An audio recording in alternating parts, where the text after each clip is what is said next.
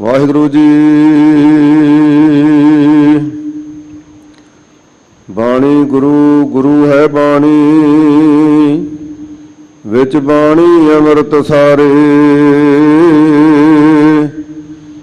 ਗੁਰਬਾਣੀ ਕਹੈ ਸੇਵਕ ਜਨ ਮਾਨੈ, ਪ੍ਰਤੱਖ ਗੁਰੂ ਨਿਸਤਾਰੇ। ਗਗਨ ਦਮਾਮਾ ਬਾਜਿਓ, ਪਰਿਓ ਨਿਸ਼ਾਨੈ ਕਾਓ। ਖੇਤ ਜੋ ਮਾਂਡਿਓ ਸੂਰਮਾ, ਅਬ ਜੂਜਨ ਕੋ ਦਾਓ। ਸੂਰਾ ਸੋ ਪਹਿਚਾਨੀਐ, ਜੋ ਲਰਾ ਦੀਨ ਕੇਤ। ਪੁਰਜਾ ਪੁਰਜਾ ਘਟ ਮਰੈ, ਕਬਹੂ ਨਾ ਛਾਡੈ ਖੇਤ। ਸਜਣ ਸੱਚਾ ਪਾਤਸ਼ਾਹੋ, ਸਿਰ ਸਾਹਾਂ ਦਾ ਸ਼ਾਹੋ। ਜਿਸ ਪਾਸ ਬੈਠਿਆ ਸੋਹੀਐ। ਖਾਲਸਾ ਜੀ ਚੈਨਲ ਨੂੰ ਸਬਸਕ੍ਰਾਈਬ ਕਰਨ ਤੋਂ ਬਾਅਦ 'ਚ ਆਲ ਨੋਟੀਫਿਕੇਸ਼ਨ ਨੂੰ ਜ਼ਰੂਰ ਔਨ ਕਰੋ, ਤਾਂ ਕਿ ਸਾਡੀ ਕਥਾ ਕੀਰਤਨ ਦੀ ਹਰ ਵੀਡੀਓ ਤੁਹਾਡੇ ਤੱਕ ਪਹੁੰਚਦੀ ਰਹੇ। ਅਤੇ ਵੀਡੀਓ ਨੂੰ ਲਾਈਕ ਕਰਨਾ ਨਾ ਭੁੱਲਣਾ ਜੀ। ਮਹੱਲਾ ਨਾਵਾਂ। ਮਨ ਰੇ ਪ੍ਰਭ ਕੀ ਸਰਣ ਵਿਚਾਰੋ। जेह सिमरत गन का सी उदरी, ताको जस उर तारो। मन रे प्रभ की सरन विचारो। जेह सिमरत गन का सी उदरी, ताको जस उर तारो। रहाओ। वाहिगुरु जी का खालसा, वाहिगुरु जी की फतेह। सतगुरु गरीब नवाज, पतित पावन, भगत वत्सल, खंडा ब्रह्मंडा के मालक सतगुरु धन गुरु ग्रंथ साहब सच्चे पातशाह जी की पावन पवित्र हजूरी विच सज के गुरु की बाणी के कीर्तन का आनंद माणिया है। संगतां दूरों दराडियां तो चल के पवित्र श्री हरमंदर साहब जी के दर्शन दीदारे करने वास्ते पहुंचियां। शरधा भावना दे नाल पवित्र सरोवर विच इशनान करन दी तमन्ना लैके गुरुद्वारे ते पहुंचे हाँ। दूर दराडे तो बैठे गुरसिखां दे मन विच ये भावना बनी हुंदी है कि सतगुरु साडे ते भी रहमत करन, सानू भी दर्शन इशनान बख्श देन। बहुत सारिया गुरुकियां सिख संगतां नूं अज सतगुरु जी ने इस भाग बख्शिया है। संगतां पवित्र सरोवर विच इशनान कर रहीआं हन। बहुत सारिया संगतां ने अमृत वेले तो लैके इशनान कर लिया है, कीर्तन सरवण कीता है। इत्थों दी मर्यादा के अनुसार जो पावन पवित्र स्थान गुरुद्वारा मंजी साहब, जिथे निता प्रति गुरु के शब्द की कथा विचार होंदी है, सतगुरु जी ने जो बख्शियां कीतियां है। सतगुरु धन गुरु तेग बहादुर साहब सच्चे पातशाह जी, तिलक जंजू राखा प्रभ ताका, कीनो बडो कलू मैं साका। ऐसे समर्थ गुरु जो बहुत ही विरागमयी उपदेश बख्शिश कर रहे हैं। कथा का सुभाग समा आया है। ਸਰਬੱਤ ਸੰਗਤਾਂ आओ हाज़री करन तो पहला सतगुरु दशमेश पिस्ता के चरणों में अपनी हाज़री लवाइए। सरबत संगत गज के फतेह बुलाओ। वाहिगुरु जी का खालसा, वाहिगुरु जी की फतेह। सतनाम श्री वाहिगुरु साहिब जी।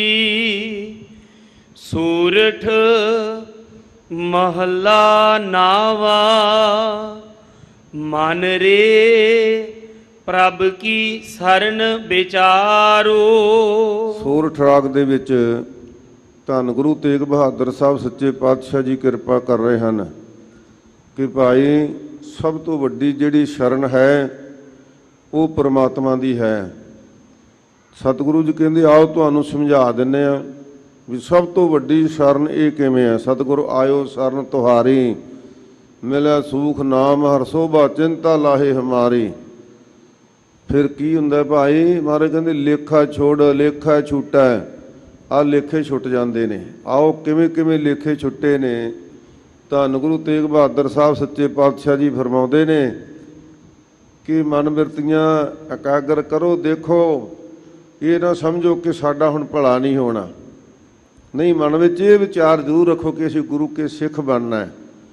ਗੁਰੂ ਕੇ ਸਿੱਖ ਬਣ ਕੇ ਗੁਰੂ ਦੇ ਉਪਦੇਸ਼ ਮੁਤਾਬਕ ਅਸੀਂ ਹੁਣ ਬੁਰਾਈਆਂ ਤਿਆਗ ਦੇਣੀਆਂ, ਖੰਡੇ ਦਾ ਅੰਮ੍ਰਿਤ ਛਕ ਕੇ ਕਲਗੀਧਰ ਪਾਤਸ਼ਾਹ ਦੇ ਪੁੱਤਰ ਬਣ ਜਾਣਾ ਹੈ। ਪੰਜਾਂ ਪਿਆਰਿਆਂ ਵੱਲੋਂ ਦੱਸੀ ਰਹਿਤ ਮਰਜ਼ਾਦਾ ਨੂੰ ਧਾਰਨ ਕਰਨਾ। ਕਹਿੰਦੇ ਜੇ ਇਹ ਮਨ ਵਿੱਚ ਆ ਜਾਏ ਨਾ ਤੇ ਫਿਰ ਆਓ ਕਹਿੰਦੇ ਤੁਹਾਨੂੰ ਦੱਸਦੇ ਹਾਂ ਕਿ ਪ੍ਰਭੂ ਦੀ ਸ਼ਰਨ ਦੀ ਵਿਚਾਰ ਕਰੋ, ਕਿਉਂਕਿ ਵੱਡੇ ਦੀ ਸ਼ਰਨ ਵਿੱਚ ਜਾਈਏ ਨਾ ਤੇ ਛੋਟੇ ਦਾ ਡਰ ਮੁੱਕ ਜਾਂਦਾ। ਤੇ ਜਦੋਂ ਉਦੋਂ ਵੱਡੇ ਦੀ ਸ਼ਰਨ ਵਿੱਚ ਜਾਈਏ ਤਾਂ ਫਿਰ ਹੋਰ ਥੋੜ੍ਹਾ ਜਿਹਾ ਡਰ ਚੱਕਿਆ ਜਾਂਦਾ ਹੈ। ਪਰ ਮਹਾਰਾਜ ਸੱਚੇ ਪਾਤਸ਼ਾਹ ਜੀ ਕਹਿੰਦੇ ਜੇ ਸ਼ਰਨ ਵਿੱਚ ਜਾਣਾ ਹੈ ਫਿਰ ਸਭ ਤੋਂ ਵੱਡੇ ਦੀ ਸ਼ਰਨ ਜਾਓ। ਸਭ ਤੋਂ ਵੱਡਾ ਕੌਣ ਹੈ ਭਾਈ? ਮੁੱਖ ਮੰਤਰੀ ਵੱਡਾ ਹੈ, ਪ੍ਰਧਾਨ ਮੰਤਰੀ ਵੱਡਾ ਹੈ, ਕੌਣ ਵੱਡਾ ਹੈ? ਸਤਿਗੁਰੂ ਜੀ ਬਾਣੀ ਵਿੱਚ ਫਰਮਾਉਂਦੇ ਨੇ ਵੱਡਾ ਕੌਣ ਹੈ? ਗਿਆਨ ਧਿਆਨ ਕਿਛ ਕਰਮ ਨ ਜਾਣਾ, ਸਾਰ ਨ ਜਾਣਾ ਤੇਰੀ, ਸਭ ਤੇ ਵੱਡਾ ਸਤਿਗੁਰ ਨਾਨਕ, ਜਿਨ ਕਲ ਰਾਖੀ ਮੇਰੀ। ਸਭ ਤੋਂ ਵੱਡਾ ਗੁਰੂ ਨਾਨਕ। ਕਹਿੰਦੇ ਆਓ ਜਿਹੜਾ ਆਪ ਨਰਾਇਣ ਕਲਾ ਧਾਰ ਪਰ ਜਗ ਮੈਂ ਪਰਵਰਿਓ, ਨਿਰੰਕਾਰ ਆਕਾਰ ਜੋਤ ਜਗ ਮੰਡਲ ਕਰਿਓ। ਜਿਹਨੇ ਪ੍ਰਭੂ ਦਾ ਨਾਮ ਸਿਮਰਨ ਵਾਸਤੇ ਉਪਦੇਸ਼ ਦਿੱਤਾ ਤੇ ਪ੍ਰਭੂ ਦਾ ਨਾਮ ਸਭ ਤੋਂ ਵੱਡਾ ਹੈ ਨਾ। ਇਸ ਕਰਕੇ ਸਤਿਗੁਰੂ ਜੀ ਫਰਮਾਉਂਦੇ ਨੇ ਮਨ ਰੇ ਉਤਮ ਭਗਤੇ ਨੇ। ਸਤਿਗੁਰੂ ਜੀ ਸਾਨੂੰ ਉਪਦੇਸ਼ ਦਿੰਦੇ ਨੇ ਪਰ ਕਹਿ ਰਹੇ ਆਪਣੇ ਮਨ ਪ੍ਰਤੀ, ਸਮਝਾਉਂਦੇ ਸਾਡੇ ਮਨ ਨੂੰ ਨੇ। ਮਨ ਰੇ ਪ੍ਰਭ ਕੀ ਸ਼ਰਨ ਵਿਚਾਰੋ। ਇਹ ਮਨਾ ਕਿਉਂ ਛੋਟੀਆਂ ਛੋਟੀਆਂ ਟੇਕਾਂ ਤਕਾਈ ਬੈਠਾ ਹੈ? ਕੋਈ ਮੜੀਆਂ ਦੀ, ਕੋਈ ਗੁੱਗਿਆਂ ਦੀ, ਕੋਈ ਪੂਰਿਆਂ ਦੀ, ਕੋਈ ਦੇਵੀਆਂ ਦੀ, ਕੋਈ ਦੇਵਤਿਆਂ ਦੀ। ਤੂੰ ਤੇ ਬਹੁਤ ਛੋਟੇ ਥਾਵਾਂ 'ਤੇ ਤੁਰਿਆ ਫਿਰਦਾ ਤੇ ਜੇ ਤੂੰ ਥੋੜ੍ਹਾ ਜਿਹਾ ਬਾਹਰ ਵੀ ਨਿਕਲਦਾ ਤੇ ਫਿਰ ਤੂੰ ਦੁਨਿਆਵੀ ਸ਼ਕਤੀ ਦੀ, ਮਾਇਆ ਦੀ, ਦੌਲਤ ਦੀ ਸ਼ਰਨ ਟਿਕਾਉਣਾ ਨਹੀਂ। ਆ ਤੈਨੂੰ ਦਸੀਏ ਕਿ ਪ੍ਰਭੂ ਦੀ ਸ਼ਰਨ ਦੀ ਵਿਚਾਰ ਕਰ ਕਿ ਇਹ ਸ਼ਰਨ ਦੇ ਵਿੱਚ ਕਿੰਨੀ ਕੁ ਸ਼ਕਤੀ ਹੈ। ਜੇ ਸਿਮਰਤ ਗਨ ਕਾਸੀ ਉਦਰੀ। ਸੋ ਇਤਿਹਾਸ ਤੁਸੀਂ ਜਾਣਦੇ ਹੋ। ਟੂਕ ਮਾਤਰ ਦਾਸ ਬੇਨਤੀ ਕਰਦਾ ਜਾਏਗਾ। ਫਰਮਾਉਂਦੇ ਨੇ ਕਿ ਜਿਹਦਾ ਸਿਮਰਨ ਕਰਕੇ ਜਿਹੜੀ ਵੇਸਵਾਸੀ ਗਣਕਾ, ਐਸੀ ਇਹ ਗਣਕਾ ਸੀ ਜਿਹਦਾ ਕਰਮ ਹੀ ਬੜਾ ਮਾੜਾ ਸੀ, ਕੁਕਰਮੀ ਸੀ। ਇੱਕ ਮਹਾਤਮਾ ਦਾ ਸੰਗ ਹੋਇਆ। ਮਹਾਤਮਾ ਬਰਸਾਤ ਕਰਕੇ ਉਹਦੇ ਘਰੇ ਚਲੇ ਗਏ ਤੇ ਜਦੋਂ ਉਹਦਾ ਵੇਖਿਆ ਕਰਮ ਤੇ ਉਹਦਾ ਪਾਰ ਉਤਾਰਾ ਕਰਨ ਵਾਸਤੇ ਮਹਾਤਮਾ ਨੇ ਉਸ ਨੂੰ ਤੋਤਾ ਦੇ ਦਿੱਤਾ ਤੇ ਕਹਿੰਦੇ ਇਹਨੂੰ ਰਾਮ ਨਾਮ ਪੜ੍ਹਾਇਆ ਕਰ।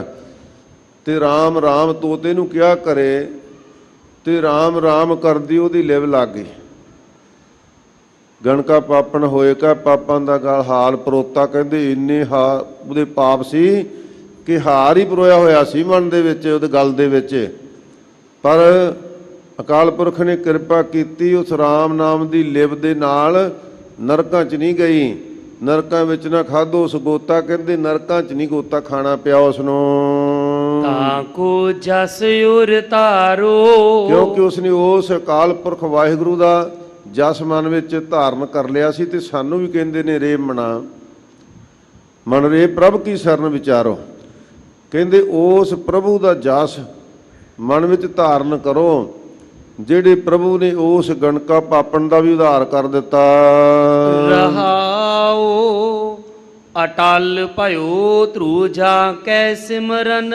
ਵਿਸਰਾਮ ਦੇ ਕੇ ਫਰਮਾਉਂਦੇ ਨੇ ਕਿ ਗਣਕਾ ਤੇ ਉਮਰ ਵਿੱਚ ਵੱਡੀ ਸੀ ਤੇ ਉਹਨੂੰ ਸਮਝ ਪੈ ਗਈ ਸੀ ਕਿ ਮੈਂ ਤੇ ਬੜਾ ਪਾਪ ਕਰ ਰਹੀ ਹਾਂ। ਤੇ ਅਚਾਨਕ ਮਹਾਤਮਾ ਆ ਗਿਆ।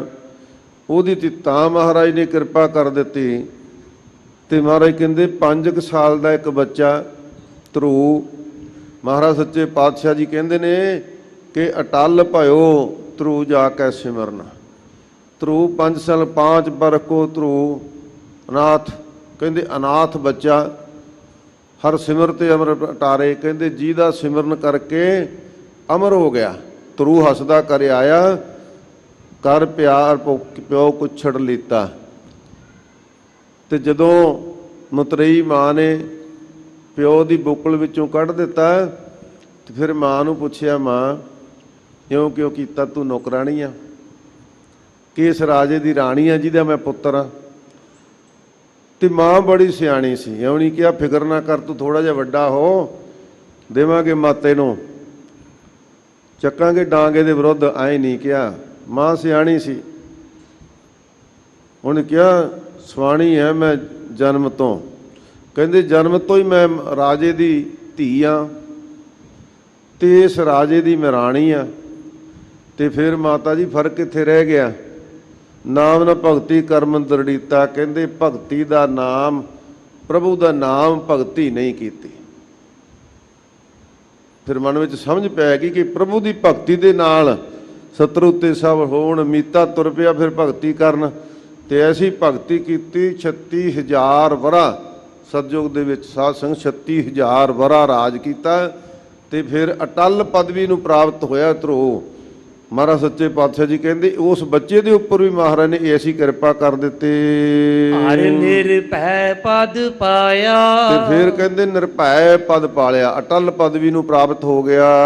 ਦੁਖ ਹਰਤਾ ਇਹ ਬਿਦ ਕੋ ਸੁਆਮੀ, ਕਹਿੰਦੇ ਇਸ ਤਰ੍ਹਾਂ ਸਮਝੋ ਕਿ ਪ੍ਰਭੂ ਦੀ ਜਿਹੜੀ ਸ਼ਰਨ ਹੈ ਨਾ, ਉਹ ਸੁਆਮੀ ਮਾਲਕ ਇਸ ਢੰਗ ਦੇ ਨਾਲ ਸਾਰੇ ਦੁੱਖਾਂ ਦਾ ਨਾਸ਼ ਕਰ ਦਿੰਦਾ ਹੈ। ਤੈ ਕਾਹੇ ਬਿਸਰਾਇਆ, ਇਹ ਮੇਰੇ ਮੂਰਖ ਮਨਾ, ਤੈਨੂੰ ਨੌ ਨਰੈਣੀ ਦੇਹ ਬਖਸ਼ਿਸ਼ ਕੀਤੀ ਹੈ ਤੇ ਤੂੰ ਦੱਸ ਪਰਮਾਤਮਾ ਦਾ ਨਾਮ ਕਿਉਂ ਨਹੀਂ ਜਪਦਾ? ਤੈਨੂੰ ਹੁਕਮ ਕੀਤਾ ਨਾ, ਗੁਰ ਸਤਿਗੁਰ ਕਾ ਜੋ ਸਿੱਖ ਖਾਏ ਸੋ ਭਲਕੇ ਉੱਠ, ਹਰ ਨਾਮ ਤੇ ਆਵੇ। ਤੂੰ ਜਪਦਾ ਨਾਮ, ਤੂੰ ਪਰਮਾਤਮਾ ਦੇ ਨਾਮ ਦੀ ਆਰਾਧਨਾ ਕਰਦਾ। ਕਹਿੰਦੇ ਦੱਸ ਇਹ ਮਨਾ ਮੂਰਖਾ, ਤੂੰ ਉਸ ਨਾਮ ਨੂੰ ਜਿਹੜੀਆਂ ਇੰਨੀਆਂ ਸ਼ਕਤੀਆਂ ਦਾ ਮਾਲਕ ਹੈ, ਜਿਹੜਾ ਇੰਨਾ ਦਿਆਲੂ ਤੇ ਕਿਰਪਾਲੂ ਹੈ, ਉਹਦਾ ਨਾਮ ਕਿਉਂ ਨਹੀਂ ਜਪਦਾ? ਜਪ ਹੀ ਸਰਨ ਗਹੀ ਕਿਰਪਾ ਨਿਧ। ਉਹ ਕਹਿੰਦੇ ਹੋਰ ਵਿਸਰਾਮ ਦੇ ਕੇ ਕਹਿੰਦੇ ਨੇ ਭਾਈ ਮੰਨ ਲਓ ਕਿ ਇਹ ਤੇ ਮਨੁੱਖਾ ਜਨਮ ਵਿੱਚ ਸੀ। ਧਰੂ ਨੇ ਮਾਂ ਨੂੰ ਪੁੱਛ ਲਿਆ, ਮਾਂ ਨੇ ਚੰਗਾ ਉਪਦੇਸ਼ ਦਿੱਤਾ, ਭਗਤੀ ਦਾ ਰਸਤਾ ਅਖਤਿਆਰ ਕਰ ਲਿਆ। ਤੇ ਹੁਣ ਕਹਿੰਦੇ ਭਾਈ ਅੱਗੇ ਕਿਰਪਾ ਕਰਕੇ ਇਹ ਬਖਸ਼ਿਸ਼ ਕਰਦੇ ਹਨ ਕਿ ਹੁਣ ਤੁਹਾਨੂੰ ਅੱਗੇ ਦੱਸਦੇ ਹਾਂ ਕਿ ਪਰਮਾਤਮਾ ਕਿਵੇਂ ਕਿਵੇਂ ਕਿਰਪਾ ਕਰਦਾ ਹੈ। ਜਬ ਹੀ ਸਰਨ ਗਹੀ ਕਿਰਪਾ ਨਿਧ, ਕਹਿੰਦੇ ਜਿਹਨੇ ਵੀ ਜਦੋਂ ਵੀ ਉਸ ਕਿਰਪਾ ਦੇ ਖਜ਼ਾਨੇ ਮਾਲਕ ਦੀ ਸ਼ਰਨ ਨੂੰ ਗ੍ਰਹਿਣ ਕਰ ਲਿਆ, ਕਿਉਂਕਿ ਮੁੱਢ ਵਿੱਚ ਵਿਚਾਇਆ ਨਾ ਮਨ ਰੇ ਪ੍ਰਭ ਕੀ ਸ਼ਰਨ ਵਿਚਾਰੋ, ਪ੍ਰਭੂ ਦੀ ਸ਼ਰਨ ਦਾ ਕਹਿੰਦੇ ਲੋ ਤੁਹਾਨੂੰ ਹੋਰ ਦੱਸਦੇ ਹਾਂ। ਜਬ ਹੀ ਸਰਨ ਗਹੀ ਕਿਰਪਾ ਨਿਧ, ਹਾਂਜੀ, ਗੱਜ ਗਰਾਹ ਤੇ ਛੂਟਾ। ਕਹਿੰਦੇ ਭਾਈ ਜਿਹੜਾ ਹਾਥੀ ਸੀ ਨਾ, ਕਹਿੰਦੇ ਉਹ ਗਰਸਿਆ ਹੋਇਆ ਸੀ ਤੰਦੂਏ ਦਾ, ਉਹ ਕਹਿੰਦੇ ਛੁੱਟ ਗਿਆ। ਤੋ ਚੰਦਰਕਾਂਤ ਤੇ ਕ੍ਰਿਸ਼ੀ ਸੀਗਾ, ਉਹ ਬਾਅਦ ਨਦੀ ਦੇ ਉੱਪਰ ਤਪ ਕਰਦਾ ਸੀ। ਛੋਟੀ ਜੀ ਉਹਨੇ ਵੇਲਾਂ ਦੀ ਵਾੜੀ ਲਾਈ ਹੋਈ ਸੀ। ਮੌਕੇ ਦਾ ਰਾਜਾ ਹਾਥੀ ਤੇ ਚੜਿਆ ਹੋਇਆ ਉਸ ਵਾੜੇ ਵਿੱਚ ਆ ਵੜਿਆ। ਉਹਨੇ ਬਹੁਤ ਸਾਰੀਆਂ ਵੇਲਾਂ ਮਿੱਧ ਦਿੱਤੀਆਂ, ਵਾੜੀ ਬਰਬਾਦ ਕਰ ਦਿੱਤੀ। ਰਿਸ਼ੀ ਚੰਦਰਕਾਂਤ ਕਹਿੰਦਾ ਵੀ ਤੂੰ ਜਿਹੜੇ ਹਾਥੀ ਦਾ ਅਭਿਮਾਨ ਕਰਦਾ, ਤੂੰ ਵੀ ਹਾਥੀ ਹੀ ਬਣੇਗਾ। ਉਹ ਰਾਜਾ ਮਰ ਕੇ ਹਾਥੀ ਬਣਿਆ। ਸੋ ਸਾਧ ਸੰਗਤ, ਪਰ ਜਿਹੜੇ ਰਾਜ ਸ਼ਕਤੀਆਂ ਸਨ ਉਹ ਨਾਮ ਸਿਮਰਨ ਨਾਲ ਹੀ ਪ੍ਰਾਪਤ ਹੁੰਦੀਆਂ ਸਨ। ਸੋ ਜਦੋਂ ਐਸਾ ਸਮਾਂ ਆਇਆ, ਮਹਾਰਾਜ ਸੱਚੇ ਪਾਤਸ਼ਾਹ ਜੀ ਕਹਿੰਦੇ ਜਦੋਂ ਹਾਥੀ ਦੀ ਜੂਨ ਵਿੱਚ ਪੈ ਗਿਆ ਤੇ ਫਿਰ ਆਪਣੇ ਪਰਿਵਾਰ ਬੱਚਿਆਂ ਦੇ ਨਾਲ, ਹਥਨੀ ਬੱਚਾ ਸਾਰਿਆਂ ਦੇ ਨਾਲ ਕਹਿੰਦੇ ਕਲੋਲਾਂ ਕਰਦਾ ਨਦੀ ਦੇ ਵਿੱਚ ਵੜ ਗਿਆ। ਨਦੀ ਦੇ ਵਿੱਚ ਵੜੇ ਹੋਏ ਨੂੰ ਉਸ ਨੂੰ ਗਰਸ ਲਿਆ। ਕਿਹਨੇ? ਤੰਦੂਏ ਨੇ। ਤੰਦੂਏ ਨੇ ਆਪਣੀਆਂ ਤਾਰਾਂ ਪਾ ਕੇ ਹਾਥੀ ਨੂੰ ਗਰਸ ਲਿਆ। ਮਹਿਮਾ ਨਾਮ ਕਹਾਂ ਲੋ ਬਰਨੋ, ਕਹਿੰਦੇ ਭਾਈ ਕਿੱਥੋਂ ਤੱਕ ਪ੍ਰਮਾਤਮਾ ਦੇ ਨਾਮ ਦੀ ਜਿਹੜੀ ਸ਼ਰਨ ਹੈ, ਉਸ ਨਾਮ ਦੀ ਸ਼ਕਤੀ ਦੀ ਮਹਿਮਾ ਕਿੱਥੋਂ ਤੱਕ ਤਾਂ ਵਰਣਨ ਕਰੀਏ। ਰਾਮ ਕਹਿਤ ਬੰਧਨ ਤੇ ਟੂਟਾ, ਕਹਿੰਦੇ ਜਦੋਂ ਹਾਥੀ ਨੂੰ ਫੜ ਲਿਆ ਨਾ, ਖਿੱਚ ਕੇ ਲੈ ਗਿਆ ਪਾਣੀ ਡੂੰਘੇ ਵਿੱਚ, ਤੇ ਸੁੰਡ ਦਾ ਥੋੜਾ ਜਿਹਾ ਹਿੱਸਾ ਨੰਗਾ ਰਹਿ ਗਿਆ। ਤੇ ਫਿਰ ਪਰਾ ਬਾਣੀ ਰਾਹੀਂ ਪਰਾ ਰਾਹੀਂ ਬੋਲ ਕੇ ਨਹੀਂ, ਪਰਾ ਬਾਣੀ ਜਿਹੜੀ ਹੈ ਨਾ ਉਹ ਆਵਾਜ਼ ਨਹੀਂ ਆਉਂਦੀ, ਉਹਦੀ ਉਹ ਧੁਨੀ ਦੀ ਆਵਾਜ਼ ਹੁੰਦੀ ਆ। ਜਦੋਂ ਦੇਖਿਆ ਕਿ ਇੱਕ ਨੇੜ ਦੀ ਬਿਲਕੁਲ ਫੁੱਲ ਰੁੜਿਆ ਜਾ ਰਿਹਾ ਹੈ, ਉਸ ਫੁੱਲ ਨੂੰ ਆਪਣੀ ਸੁੰਡ ਵਿੱਚ ਲਿਆ ਤੇ ਪਰਾ ਬਾਣੀ ਰਾਹੀਂ ਅਰਦਾਸ ਕੀਤੀ ਕਿ ਪ੍ਰਮਾਤਮਾ, ਕਿਉਂਕਿ ਪਿਛਲੀ ਭਗਤੀ ਵੀ ਸੀ, ਅੰਤ ਦਾ ਸਮਾਂ ਆਇਆ, ਵੇਖਿਆ ਕਿ ਹੁਣ ਹੋਰ ਤਾਂ ਕੋਈ ਮੇਰਾ ਸਹਾਈ ਨਹੀਂ ਹੋ ਸਕਦਾ। ਅਕਾਲ ਪੁਰਖ ਨੂੰ ਆਰਾਧਿਆ, ਪਰਾ ਬਾਣੀ ਦੇ ਰਾਹੀਂ ਮਿੰਨਤ ਕੀਤੀ, ਤਰਲਾ ਕੀਤਾ ਕਿ ਪ੍ਰਮਾਤਮਾ ਮੇਰੇ ਤੇ ਰਹਿਮਤ ਕਰ, ਕਿਰਪਾ ਕਰ। ਤੇ ਫਿਰ ਐਸੀ ਸਤਿਗੁਰੂ ਜੀ ਨੇ ਕਿਰਪਾ ਕੀਤੀ, ਆਪਦੀ ਕਿਰਪਾ ਦੇ ਨਾਲ ਹੀ ਤੰਦੂਏ ਦੀਆਂ ਤਾਰਾਂ ਕੱਢ ਦਿੱਤੀਆਂ। ਕਰ ਚੱਕਰ ਪ੍ਰਮਾਤਮਾ ਆਪ ਬੈਕੁੰਠ ਤੇ ਆਏ, ਗਸ ਹਸਤੀ ਕੇ ਪ੍ਰਾਣ ਉਬਾਰੀ ਵਾਲੇ ਕਹਿੰਦੇ ਉਸ ਹਸਤੀ ਦੇ ਪ੍ਰਾਣ ਵੀ ਮਹਾਰਾਜ ਨੇ ਉਭਾਰਤੇ। ਕਰ ਚੱਕਰ ਧਰ ਬੈਕੁੰਠ ਤੇ ਆਏ, ਗਜ ਹਸਤੀ ਕੇ ਪ੍ਰਾਣ ਉਧਾਰੀ ਵਾਲੇ। ਸਤਿਗੁਰੂ ਨੇ ਐਸੀ ਕਿਰਪਾ ਕੀਤੀ, ਫਿਰ ਉਹਨੂੰ ਹਾਥੀ ਨੂੰ ਵੀ ਬਚਾ ਲਿਆ। ਅਜਾਮਲ ਪਾਪੀ ਜਗ ਜਾਣੇ। ਲਓ ਕਹਿੰਦੇ ਹੋਰ ਦੱਸ ਦਿੰਦੇ ਆ ਭਾਈ। ਅਜਾਮਲ ਪੰਡਤਾਂ ਦਾ ਮੁੰਡਾ ਸੀ, ਜਿਹੜਾ ਸ਼ਾਸਤਰ ਦਾ ਗਿਆਤਾ ਸੀ। ਉਹਦੇ ਪਿਤਾ ਨੇ ਉਹਨੂੰ ਸਮਝਾਇਆ ਕਿ ਭਾਈ ਜਦੋਂ ਵਿਦਿਆ ਪੜ੍ਹਨ ਜਾਣਾ, ਰਸਤੇ ਤੋਂ ਸਿੱਧਾ ਆਉਣਾ ਹੈ। ਇੱਕ ਰਸਤਾ ਵਿਸ਼ਵਾ ਦੇ ਘਰ ਦੇ ਮੂਹਰ ਦੀ ਜਾਂਦਾ ਸੀ, ਕਹਿੰਦੇ ਉੱਧਰ ਨਹੀਂ ਜਾਣਾ। ਪਿਤਾ ਨੇ ਸਿੱਖਿਆ ਦਿੱਤੀ, ਵਿਦਿਆ ਪੜ੍ਹ ਗਿਆ। ਵਿਦਿਆ ਪੜ੍ਹ ਗਿਆ ਤੇ ਉਸ ਨੂੰ ਰਾਜ ਸਭਾ ਦੇ ਵਿੱਚ ਰਾਜੇ ਦਾ ਵੇਦਾਂ ਦਾ ਵਕਤਾ ਬਣਾ ਦਿੱਤਾ, ਕਥਾ ਸੁਣਾਇਆ ਕਰੇ ਰਾਜੇ ਨੂੰ।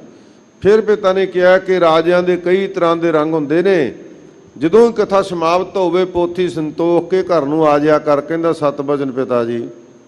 ਇੱਕ ਦਿਨ ਐਸਾ ਹੋਇਆ ਕਿ ਕਥਾ ਕਰਦਿਆਂ ਕਰਦਿਆਂ ਹੀ ਉੱਥੇ ਵੇਸ਼ਵਾ ਆ ਗਈ। ਬਾਅਦ ਵਿੱਚ ਵੇਸ਼ਵਾ ਨੇ ਡਾਂਸ ਕਰਨਾ ਸੀ ਤੇ ਉੱਥੇ ਹੀ ਬੈਠ ਗਿਆ, ਮਨ ਲੁਭਾਇਮਾਨ ਹੋ ਗਿਆ। ਵੇਸ਼ਵਾ ਡਾਂਸ ਕਰਦੀ ਕਰਦੀ ਨੇ ਉੱਧਰ ਤੱਕਿਆ ਕਿ ਇਹ ਜਿਹੜਾ ਕਥਾਵਾਚਕ ਗਿਆਨੀ ਬੜਾ ਸਿਆਣਾ ਤੇ ਸੋਹਣਾ ਹੈ, ਉਹਦੇ ਤੇ ਲੁਭਾਇਮਾਨ ਤੇ ਉਹਦੇ ਤੇ। ਜਦੋਂ ਰਾਜੇ ਨੇ ਇਹ ਗੱਲ ਵੇਖੀ, ਨਿਰਖ ਕੀਤੀ, ਤੇ ਉਹਨੇ ਰਾਜ ਦਰਬਾਰ ਚੋਂ ਦੋਵੇਂ ਹੀ ਕੱਢ ਦਿੱਤੇ। ਅਜਾਮਲ ਵੀ ਕੱਢ ਦਿੱਤਾ ਤੇ ਉਹ ਵੇਸ਼ਵਾ ਵੀ ਕੱਢ ਦਿੱਤੀ। ਇਹ ਬਾਹਰ ਜੰਗਲ ਦੇ ਵਿੱਚ ਰਹਿਣ ਲੱਗ ਪਏ। ਜੰਗਲ ਦੇ ਵਿੱਚ ਰਹਿੰਦਿਆਂ ਰਹਿੰਦਿਆਂ ਫਿਰ ਇਹਨਾਂ ਨੇ ਜੀਵਨ ਬਤੀਤ ਕਰਨਾ ਸ਼ੁਰੂ ਕੀਤਾ। ਉਸ ਵੇਸ਼ਵਾ ਦੇ ਨਾਲ ਹੀ ਵਿਆਹ ਕਰਾ ਲਿਆ। ਸਾਧ ਸੰਗਤ ਜੀ, ਉਹਦੀ ਸਾਖੀ ਧੰਨ ਗੁਰੂ ਤੇਗ ਬਹਾਦਰ ਸਾਹਿਬ ਸੱਚੇ ਪਾਤਸ਼ਾਹ ਜੀ ਕਿਰਪਾ ਕਰ ਰਹੇ ਨੇ ਕਿ ਅਜਾਮਲ ਨੂੰ ਸਾਰੀ ਦੁਨੀਆ ਜਾਣਦੀ ਹੈ ਕਿ ਕਿਵੇਂ ਪਾਪ ਕਰਦਾ ਸੀ। ਨਿਮਖ ਮਾਹੀ ਨਿਸਤਾਰਾ। ਫਿਰ ਕਹਿੰਦੇ ਇੱਕ ਨਿਮਖ ਮਾਤਰ ਦੇ ਵਿੱਚ ਪਰਮਾਤਮਾ ਨੇ ਉਹਦਾ ਨਿਸਤਾਰਾ ਕਿਵੇਂ ਕੀਤਾ। 6 ਪੁੱਤਰ ਜੰਮੇ ਤੇ ਇੱਕ ਮਹਾਤਮਾ ਮਿਲਿਆ ਤੇ ਪਿਛਲੀ ਭਗਤੀ ਵੇਦਾਂ ਦੇ ਜਿਹੜੀ ਗਿਆਤਾ ਸੀ ਮਨ ਦੇ ਵਿੱਚ, ਉਹ ਪ੍ਰਗਟ ਹੋਈ। ਫਿਰ ਸੋਚਿਆ ਮਨਾ, ਤੂੰ ਪੰਡਤ ਦਾ ਪੁੱਤਰ, ਵੇਦਾਂ ਦਾ ਗਿਆਤਾ, ਬੜੀ ਤੇਰੇ ਮਨ ਦੇ ਵਿੱਚ ਕਲਪਨਾ ਸੀ ਕਿ ਮੈਂ ਬੜਾ ਵਿਦਵਾਨ ਬਣਾਂਗਾ, ਭਗਤ ਬਣਾਂਗਾ, ਕਿਹੜੇ ਪਾਸੇ ਤੁਰ ਪਿਆ। ਤੇ ਇੱਕ ਮਹਾਤਮਾ ਨੇ ਕਿਹਾ ਕਿ ਹੁਣ ਆ ਜਿਹੜਾ ਤੇਰਾ ਪੁੱਤਰ ਹੋਣ ਵਾਲਾ ਨਾ, ਇਹ 7ਵੇਂ ਪੁੱਤਰ ਦਾ ਨਾਮ ਨਰਾਇਣ ਰੱਖੀ। ਸਾਧ ਸੰਗ 7ਵਾਂ ਪੁੱਤਰ ਹੋਇਆ ਤੇ ਉਹਦਾ ਨਾਮ ਨਰਾਇਣ ਰੱਖਿਆ। ਪਿਛਲੀ ਭਗਤੀ ਵੀ ਜਾਗੀ। ਭਾਈ ਗੁਰਦਾਸ ਜੀ ਲਿਖਦੇ ਨੇ ਕਿ ਜਦੋਂ ਅੰਤ ਦਾ ਸਮਾਂ ਆਇਆ ਨਾ, ਜਮਾਂ ਤੋਂ ਇੰਨਾ ਡਰਿਆ ਕਿ ਕਹਿਣ ਲੱਗਾ ਵੀ ਹੁਣ ਨਰਾਇਣ ਮੇਰੇ ਪੁੱਤਰ ਨੂੰ ਮੇਰੇ ਪਾਸ ਲਿਆਓ। ਜਦੋਂ ਨਰਾਇਣ ਛਾਤੀ ਤੇ ਲਿਆ ਕੇ ਬਿਠਾਇਆ, ਦੋਨੀ ਪਾਸੇ ਪੈਰ ਕਰ ਲਏ। ਪਿਤਾ ਕੀ ਗੱਲ? ਕਹਿੰਦਾ ਜਮਾਂ ਤੋਂ ਡਰ ਲੱਗਦਾ, ਪੁੱਤਰ ਨਰਾਇਣ ਨਰਾਇਣ ਨਰਾਇਣ ਕਰਦਾ। ਉਹਦੀ ਉਸ ਅਕਾਲ ਪੁਰਖ ਦੇ ਨਾਲ ਲਿਵ ਜੁੜ ਗਈ। ਰੋਹ ਵਿਚਾਰ ਬਹੁਤ ਸਾਰੀਆਂ ਇੱਥੇ ਵਿਚਾਰਾਂ ਨੇ ਕਿ ਇਸ ਏਡੇ ਵੱਡੇ ਪਾਪੀ ਦੀ ਇੰਨੇ ਕੁ ਸਮੇਂ ਵਿੱਚ ਹੀ ਕਿਵੇਂ ਨਿਸਤਾਰਾ ਹੋ ਗਿਆ। ਮਹਾਂਪੁਰਖ ਦੱਸਦੇ ਸਨ ਕਿ ਭਾਈ ਬੜੇ ਜਨਮਾਂ ਦੀ ਭਗਤੀ, ਪਰ ਉਲਝ ਗਿਆ ਸੀ, ਵਿਕਾਰਾਂ ਦੇ ਵਿੱਚ ਰੁੜ ਚੱਲਿਆ ਸੀ। ਪਰਮਾਤਮਾ ਨੇ ਉਹਨੂੰ ਬਚਾਉਣ ਦਾ ਇੱਕ ਤਰੀਕਾ ਦੱਸਿਆ। ਨਰਾਇਣ ਕੇਵਲ ਪੁੱਤਰ ਨੂੰ ਨਹੀਂ ਸੀ ਕਹਿ ਰਿਹਾ। ਅੰਤਕਾਲ ਕੋ ਅਜਾਮਲ ਕੋ ਅੰਤਕਾਲ ਮੈਂ ਨਾਰਾਇਣ ਸੁਧ ਆਈ। ਕਹਿੰਦੇ ਅੰਤ ਦੇ ਸਮੇਂ ਤੇ ਹੋਰ ਨਾ ਆਸਰਿਆਂ ਨੂੰ ਛੱਡ ਕੇ ਅਜਾਮਲ ਨੂੰ ਇੱਕ ਸੋਝੀ ਪੈ ਗਈ ਕਿ ਕੇਵਲ ਨਾਰਾਇਣ ਅਕਾਲ ਪੁਰਖ ਮੇਰੀ ਰੱਖਿਆ ਕਰ ਸਕਦਾ ਹੈ। ਤੇ ਫਿਰ ਜਾਂਗਤ ਕੋ ਜੋਗੀਸ਼ਰ ਬਾਸ਼ਤ ਸੋਗਤ 96 ਪਾਈ। ਉਹ ਛਿਨ ਮਾਤਰ ਦੇ ਵਿੱਚ ਪਾ ਲਈ। ਨਾਨਕ ਕਹਿਤ ਚੇਤ ਚਿੰਤਾ ਮਨ। ਇਸ ਕਰਕੇ ਸਤਿਗੁਰੂ ਸੱਚੇ ਪਾਤਸ਼ਾਹ ਜੀ ਕਹਿੰਦੇ ਨੇ, ਚੇਤਨਾ ਹੈ ਤੋ ਚੇਤ ਲੈ ਨਿਸ ਦਿਨ ਮੈਂ ਪ੍ਰਾਨੀ। ਕਿ ਭਾਈ ਜੇ ਉਸ ਪਰਮਾਤਮਾ ਨੂੰ ਚੇਤਾ ਕਰਨਾ, ਕਿਸੇ ਦਾ ਚੇਤਾ ਕਰਨਾ, ਸ਼ਰਨ ਲੈਣੀ ਹੈ ਕਿਸੇ ਦੀ, ਨਾਨਕ ਕਹਿਤ ਚੇਤ ਚਿੰਤਾ ਮਨ। ਕਹਿੰਦੇ ਭਾਈ ਆਪਣੇ ਮਨ ਦੇ ਵਿੱਚ ਉਸ ਪਰਮਾਤਮਾ ਦਾ ਚੇਤਨ ਕਰ। ਤੈ ਪੀ ਉਤਰੇ ਪਾਰਾ। ਕਹਿੰਦੇ ਤੂੰ ਵੀ ਨਾ ਫਿਕਰ ਕਰ ਕਿ ਮੈਂ ਬੜੇ ਗੁਨਾਹ ਕੀਤੇ ਨੇ, ਮੈਂ ਬੜੇ ਪਾਪ ਕੀਤੇ ਨੇ, ਮੈਂ ਕੋਈ ਚੰਗਾ ਕਰਮ ਨਹੀਂ ਕੀਤਾ। ਜਿਵੇਂ ਭਾਈ ਨੰਦ ਲਾਲ ਜੀ ਕਹਿੰਦੇ ਨਾ ਕਿ ਅੱਗੇ ਸਮਝ ਚੱਲੋ ਨੰਦ ਲਾਲਾ, ਪਿੱਛੇ ਜੋ ਬੀਤੀ ਸੋ ਬੀਤੀ। ਕਹਿੰਦੇ ਹੁਣ ਤੋਂ ਲੈ ਕੇ ਪਰਮਾਤਮਾ ਦੀ ਸ਼ਰਨ ਵਿੱਚ ਆ ਜਾ, ਸੇਵਾ ਕਰਿਆ ਕਰ, ਸਿਮਰਨ ਕਰਿਆ ਕਰ, ਭਾਉ ਭਗਤੀ ਕਰਿਆ ਕਰ, ਗੁਰਸਿੱਖੀ ਨੂੰ ਧਾਰਨ ਕਰ ਲਾ। ਬਖਸ਼ੰਦ ਗੁਰੂ ਆਪਣਾ ਗਲ ਵਿੱਚ ਲਾਏਗਾ, ਆਪਣੇ ਹਿਰਦੇ ਨਾਲ ਲਾ ਕੇ, ਆਪਣੇ ਪੁੱਤਰ ਸਮਝ ਕੇ, ਅਲਪਗ ਸਮਝ ਕੇ, ਆਪਾਂ ਨੂੰ ਬੇਸਮਝ ਸਮਝ ਕੇ ਆਪਣੇ ਗਲ ਨਾਲ ਲਾ ਕੇ ਫਿਰ ਵੀ ਪਾਰ ਉਤਾਰਾ ਕਰ ਦੇਵੇਗਾ। ਇਹ ਧੰਨ ਗੁਰੂ ਤੇਗ ਬਹਾਦਰ ਸਾਹਿਬ ਸੱਚੇ ਪਾਤਸ਼ਾਹ ਜੀ ਨੇ ਕਿਰਪਾ ਕੀਤੀ ਹੈ। ਆਓ ਸਾਧ ਸੰਗਤ ਜੀ, ਇਹ ਜਿਹੜਾ ਜੂਨ ਦਾ ਮਹੀਨਾ ਅੱਜ 5 ਤਰੀਕ ਹੈ, ਪਿਛਲੇ ਦਿਨਾਂ 'ਚ ਵੀ ਗੁਰਮੁਖ ਪਿਆਰਿਆਂ ਨੇ ਜੋ ਘੱਲੂਘਾਰਾ 1984 ਦੇ ਵਿੱਚ ਵਾਪਰਿਆ, ਉਹਦੇ ਸੰਬੰਧ ਵਿੱਚ ਬੜੀਆਂ ਕੀਮਤੀ ਵਿਚਾਰਾਂ ਰੱਖੀਆਂ, ਸਮਝਾਇਆ ਸਾਨੂੰ। ਸਾਧ ਸੰਗਤ ਜੀ, ਟੂਕ ਮਾਤਰ ਦੇ ਵਿੱਚ ਦਾਸ ਕੁਝ ਬੇਨਤੀਆਂ ਕਰੇਗਾ, ਕਿਉਂਕਿ ਸਮਾਂ ਨਹੀਂ ਕਿ ਵਿਸਥਾਰ ਕੀਤਾ ਜਾ ਸਕੇ। ਕੁਝ ਅੱਜ ਤੇ ਕੁਝ ਕੱਲ੍ਹ ਨੂੰ ਵੀ ਬੇਨਤੀਆਂ ਕਰਾਂਗੇ। ਦਾਸ ਬੇਨਤੀ ਕਰਨ ਲੱਗਾ ਕਿ ਇਹ ਹਰਿਮੰਦਰ ਸਾਹਿਬ ਤੇ ਹਮਲਾ ਕਿਉਂ ਹੋਇਆ।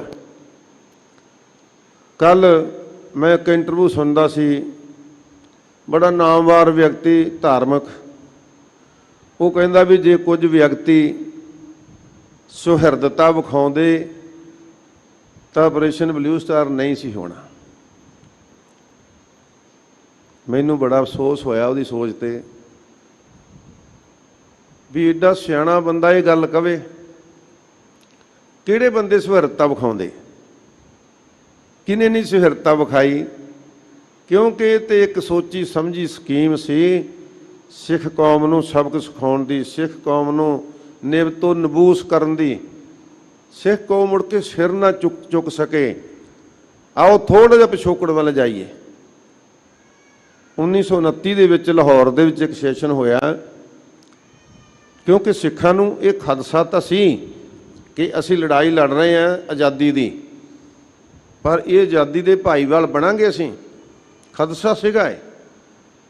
ਸਿੱਖਾਂ ਨੇ ਖਦਸ਼ਾ ਜ਼ਾਹਰ ਕੀਤਾ, ਮੌਕੇ ਦੇ ਲੀਡਰਾਂ ਨੇ। 1929 ਦੇ ਵਿੱਚ ਲਾਹੌਰ ਦੇ ਸੈਸ਼ਨ ਵਿੱਚ ਮਹਾਤਮਾ ਗਾਂਧੀ ਇੱਕ ਮਤਾ ਪਾਸ ਕਰਦਾ ਹੈ ਕਿ ਸਿੱਖ ਬਹਾਦਰ ਕੌਮ ਹੈ, ਇਹਦੇ ਤੋਂ ਬਿਨਾਂ ਭਾਰਤ ਆਜ਼ਾਦ ਨਹੀਂ ਹੋ ਸਕਦਾ, ਤੇ ਇਹਨਾਂ ਦਾ ਬਣਦਾ ਹੱਕ ਇਹਨਾਂ ਨੂੰ ਜ਼ਰੂਰ ਦਿੱਤਾ ਜਾਊਗਾ, ਬੇਫਿਕਰ ਰਹਿਣ। ਸਾਧ ਸੰਗਤ, ਸਿੱਖਾਂ ਨੇ ਹਾਮੀ ਭਰੀ ਕਿ ਅਸੀਂ ਹਰ ਕੁਰਬਾਨੀ ਕਰਾਂਗੇ, ਪਰ ਤੌਖਲਾ ਰਿਹਾ ਮਨ ਵਿੱਚ ਵੀ ਇਹ ਗੱਲ ਯਕੀਨ ਕਰਨ ਵਾਲੀ ਹੈਗੀ ਆ। ਜਦੋਂ ਫਿਰ ਗੱਲ ਉੱਠੀ ਤੇ ਫਿਰ 1931 ਦੇ ਵਿੱਚ ਗੁਰਦੁਆਰਾ ਸੀਸਗੰਜ ਸਾਹਿਬ ਵਿਖੇ ਆਇਆ ਮਹਾਤਮਾ ਗਾਂਧੀ। ਕਹਿੰਦਾ, ਸਿੱਖੋ ਤੁਸੀਂ ਕਿਉਂ ਫਿਕਰ ਕਰਦੇ ਹੋ? ਤੁਸੀਂ ਐਡੀ ਬਹਾਦਰ ਕੌਮ ਹੈ, ਤੁਹਾਡੀ ਸ਼ਮਸ਼ੀਰ ਵਿੱਚ ਸ਼ਕਤੀ ਹੈ, ਤੁਸੀਂ ਫੌਲਾਦੀ ਮਨੁੱਖ ਹੋ। ਮੈਂ ਗੁਰੂ ਦੀ ਹਜ਼ੂਰੀ ਵਿੱਚ ਕਹਿਣਾ, ਮਹਾਤਮਾ ਗਾਂਧੀ ਕਹਿੰਦਾ ਵੀ ਜੇ ਤੁਹਾਨੂੰ ਹੱਕ ਨਾ ਦਿੱਤੇ ਜਾਣ ਤੇ ਤੁਹਾਨੂੰ ਸਾਡੇ ਖਿਲਾਫ ਹਥਿਆਰ ਚੱਕਣ ਦਾ, ਸ਼ਸਤਰਾਂ ਨਾਲ ਯੁੱਧ ਕਰਨ ਦਾ, ਆਪਣੇ ਹੱਕ ਲੈਣ ਦਾ ਪੂਰਾ ਅਧਿਕਾਰ ਹੋਵੇਗਾ। ਤੁਸੀਂ ਤਾਂ ਵੱਡੇ ਤੋਂ ਹੱਕ ਲੈ ਲੈਂਦੇ ਆ, ਕੋਈ ਗੱਲ ਹੈ ਇਹ? ਅਸੀਂ ਤੁਹਾਨੂੰ ਖੁਦ ਅਧਿਕਾਰ ਦਿੰਦੇ ਆ ਕਿ ਤੁਹਾਨੂੰ ਹਥਿਆਰ ਚੱਕਣ ਦਾ ਹੱਕ ਹੋਏਗਾ। ਮਹਾਤਮਾ ਗਾਂਧੀ ਕਹਿ ਰਿਹਾ ਹੈ। ਸਾਧ ਸੰਗਤ, 1940 ਦੇ ਵਿੱਚ ਕਲਕੱਤੇ ਵਿੱਚ ਇੱਕ ਕਾਨਫਰੰਸ ਹੋਈ, ਉੱਥੇ ਪੰਡਤ ਨਹਿਰੂ, ਗਾਂਧੀ, ਪਟੇਲ, ਇਹਨਾਂ ਸਾਰਿਆਂ ਨੇ ਇੱਕ ਮਤਾ ਪਾਇਆ ਕਿ ਇਸ ਬਹਾਦਰ ਕੌਮ ਲਈ, ਸਿੱਖਾਂ ਵਾਸਤੇ ਉੱਤਰੀ ਭਾਰਤ ਵਿੱਚ ਇੱਕ ਆਜ਼ਾਦ ਖਿੱਤਾ ਸਥਾਪਿਤ ਕੀਤਾ ਜਾਵੇਗਾ ਜਿੱਥੇ ਇਹ ਆਜ਼ਾਦੀ ਦਾ ਨਿੱਘ ਮਾਣਨਗੇ। ਜਦੋਂ ਇੰਨੀਆਂ ਗੱਲਾਂ ਹੋਈਆਂ, ਸਿੱਖਾਂ ਨੇ ਮਨ ਵਿੱਚ ਵਿਚਾਰ ਕਰ ਲਿਆ, ਭਰੋਸਾ ਕਰ ਲਿਆ। ਪਰ ਜਦੋਂ ਸਮਾਂ ਨੇੜੇ ਆਇਆ ਆਜ਼ਾਦੀ ਦਾ, ਉਦੋਂ ਫਿਰ ਮੁਹੰਮਦ ਅਲੀ ਜਿਨਾਹ ਤੇ ਹੋਰ ਕਈਆਂ ਨੇ ਕਿਹਾ ਵੀ ਤੁਸੀਂ ਇਹਨਾਂ ਲੋਕਾਂ ਨੂੰ ਗੁਲਾਮ ਹੀ ਦੇਖਿਆ ਹੈ, 700 ਸਾਲ ਹੋ ਗਏ ਇਹਨਾਂ ਨੂੰ ਗੁਲਾਮੀ ਝੱਲਦਿਆਂ ਨੂੰ, ਇਹ ਤੁਹਾਡਾ ਹਰ ਤਰਲਾ ਕਰਨਗੇ, ਪਰ ਜਦੋਂ ਸਦਾ ਤੇ ਕਾਬਜ ਹੋਣਗੇ ਉਦੋਂ ਤੁਸੀਂ ਪਛਤਾਓਗੇ। ਪਰ ਨਹੀਂ, ਭਰੋਸਾ ਕਰ ਲਿਆ। 1947 ਆਇਆ, ਪੰਡਿਤ ਨਹਿਰੂ ਨੂੰ ਪ੍ਰਧਾਨ ਮੰਤਰੀ ਬਣਾਉਣ ਦੀ ਖਾਤਰ ਦੇਸ਼ ਦੀ ਵੰਡ ਹੋਈ। ਸਾਧ ਸੰਗਤ ਜੀ, 200 ਧਾਰਮਿਕ ਸਥਾਨ, ਗੁਰਦੁਆਰੇ, ਧੰਨ ਮੇਰੇ ਸਤਿਗੁਰੂ ਧੰਨ ਗੁਰੂ ਨਾਨਕ ਸਾਹਿਬ ਸੱਚੇ ਪਾਤਸ਼ਾਹੀ ਦਾ ਅਵਤਾਰ ਸਥਾਨ, ਧੰਨ ਗੁਰੂ ਰਾਮਦਾਸ ਮਹਾਰਾਜ ਸੱਚੇ ਪਾਤਸ਼ਾਹੀ ਦੇ ਸਥਾਨ, 200 ਸਥਾਨ, ਮੈਂ ਗਿਣਤੀ ਕੀ ਕਰਾਂ, 200 ਸਥਾਨ ਵਿਛੜ ਗਏ। 20 ਲੱਖ ਲੋਕ ਬੇਘਰ ਹੋ ਗਏ, ਸਿੱਖ ਬੇਘਰ, ਤੇ ਹਜ਼ਾਰਾਂ ਦੀ ਗਿਣਤੀ 'ਚ ਮਾਰੇ ਗਏ। ਆ ਮਨਹੂਸ ਆਜ਼ਾਦੀ ਦਾ ਮੁੱਲ ਤਾਰਿਆ ਪਹਿਲੇ ਹੀ ਦਿਨ 47 'ਚ। 15 ਅਗਸਤ 1947 ਤੱਕ ਆ ਕੁਝ ਵਾਪਰ ਗਿਆ। ਤੇ ਫਿਰ ਸੋਚਣ ਲੱਗੇ ਕਿ ਹੁਣ ਆਜ਼ਾਦੀ ਦੇ ਵਿੱਚ ਸਵਾਸ ਲਵਾਂਗੇ, ਕੋਈ ਗੱਲ ਨਹੀਂ, ਸਾਡੀਆਂ ਜਰ ਖੇਤ ਜ਼ਮੀਨਾਂ ਵਿੱਚ ਰਹਿ ਗਈਆਂ, ਸਾਡੀਆਂ ਜਾਇਦਾਦਾਂ, ਸਾਡੇ ਕਾਰੋਬਾਰ ਖੁੱਸ ਗਏ, ਘਰ-ਬਾਰ ਸਾਡੇ ਉੱਜੜ ਗਏ, ਕੋਈ ਗੱਲ ਨਹੀਂ, ਫਿਰ ਵਸਾ ਲਾਂਗੇ। ਪਰ ਸਾਧ ਸੰਗਤ, ਮਹੀਨੇ ਕਿੰਨੇ ਹੋਏ?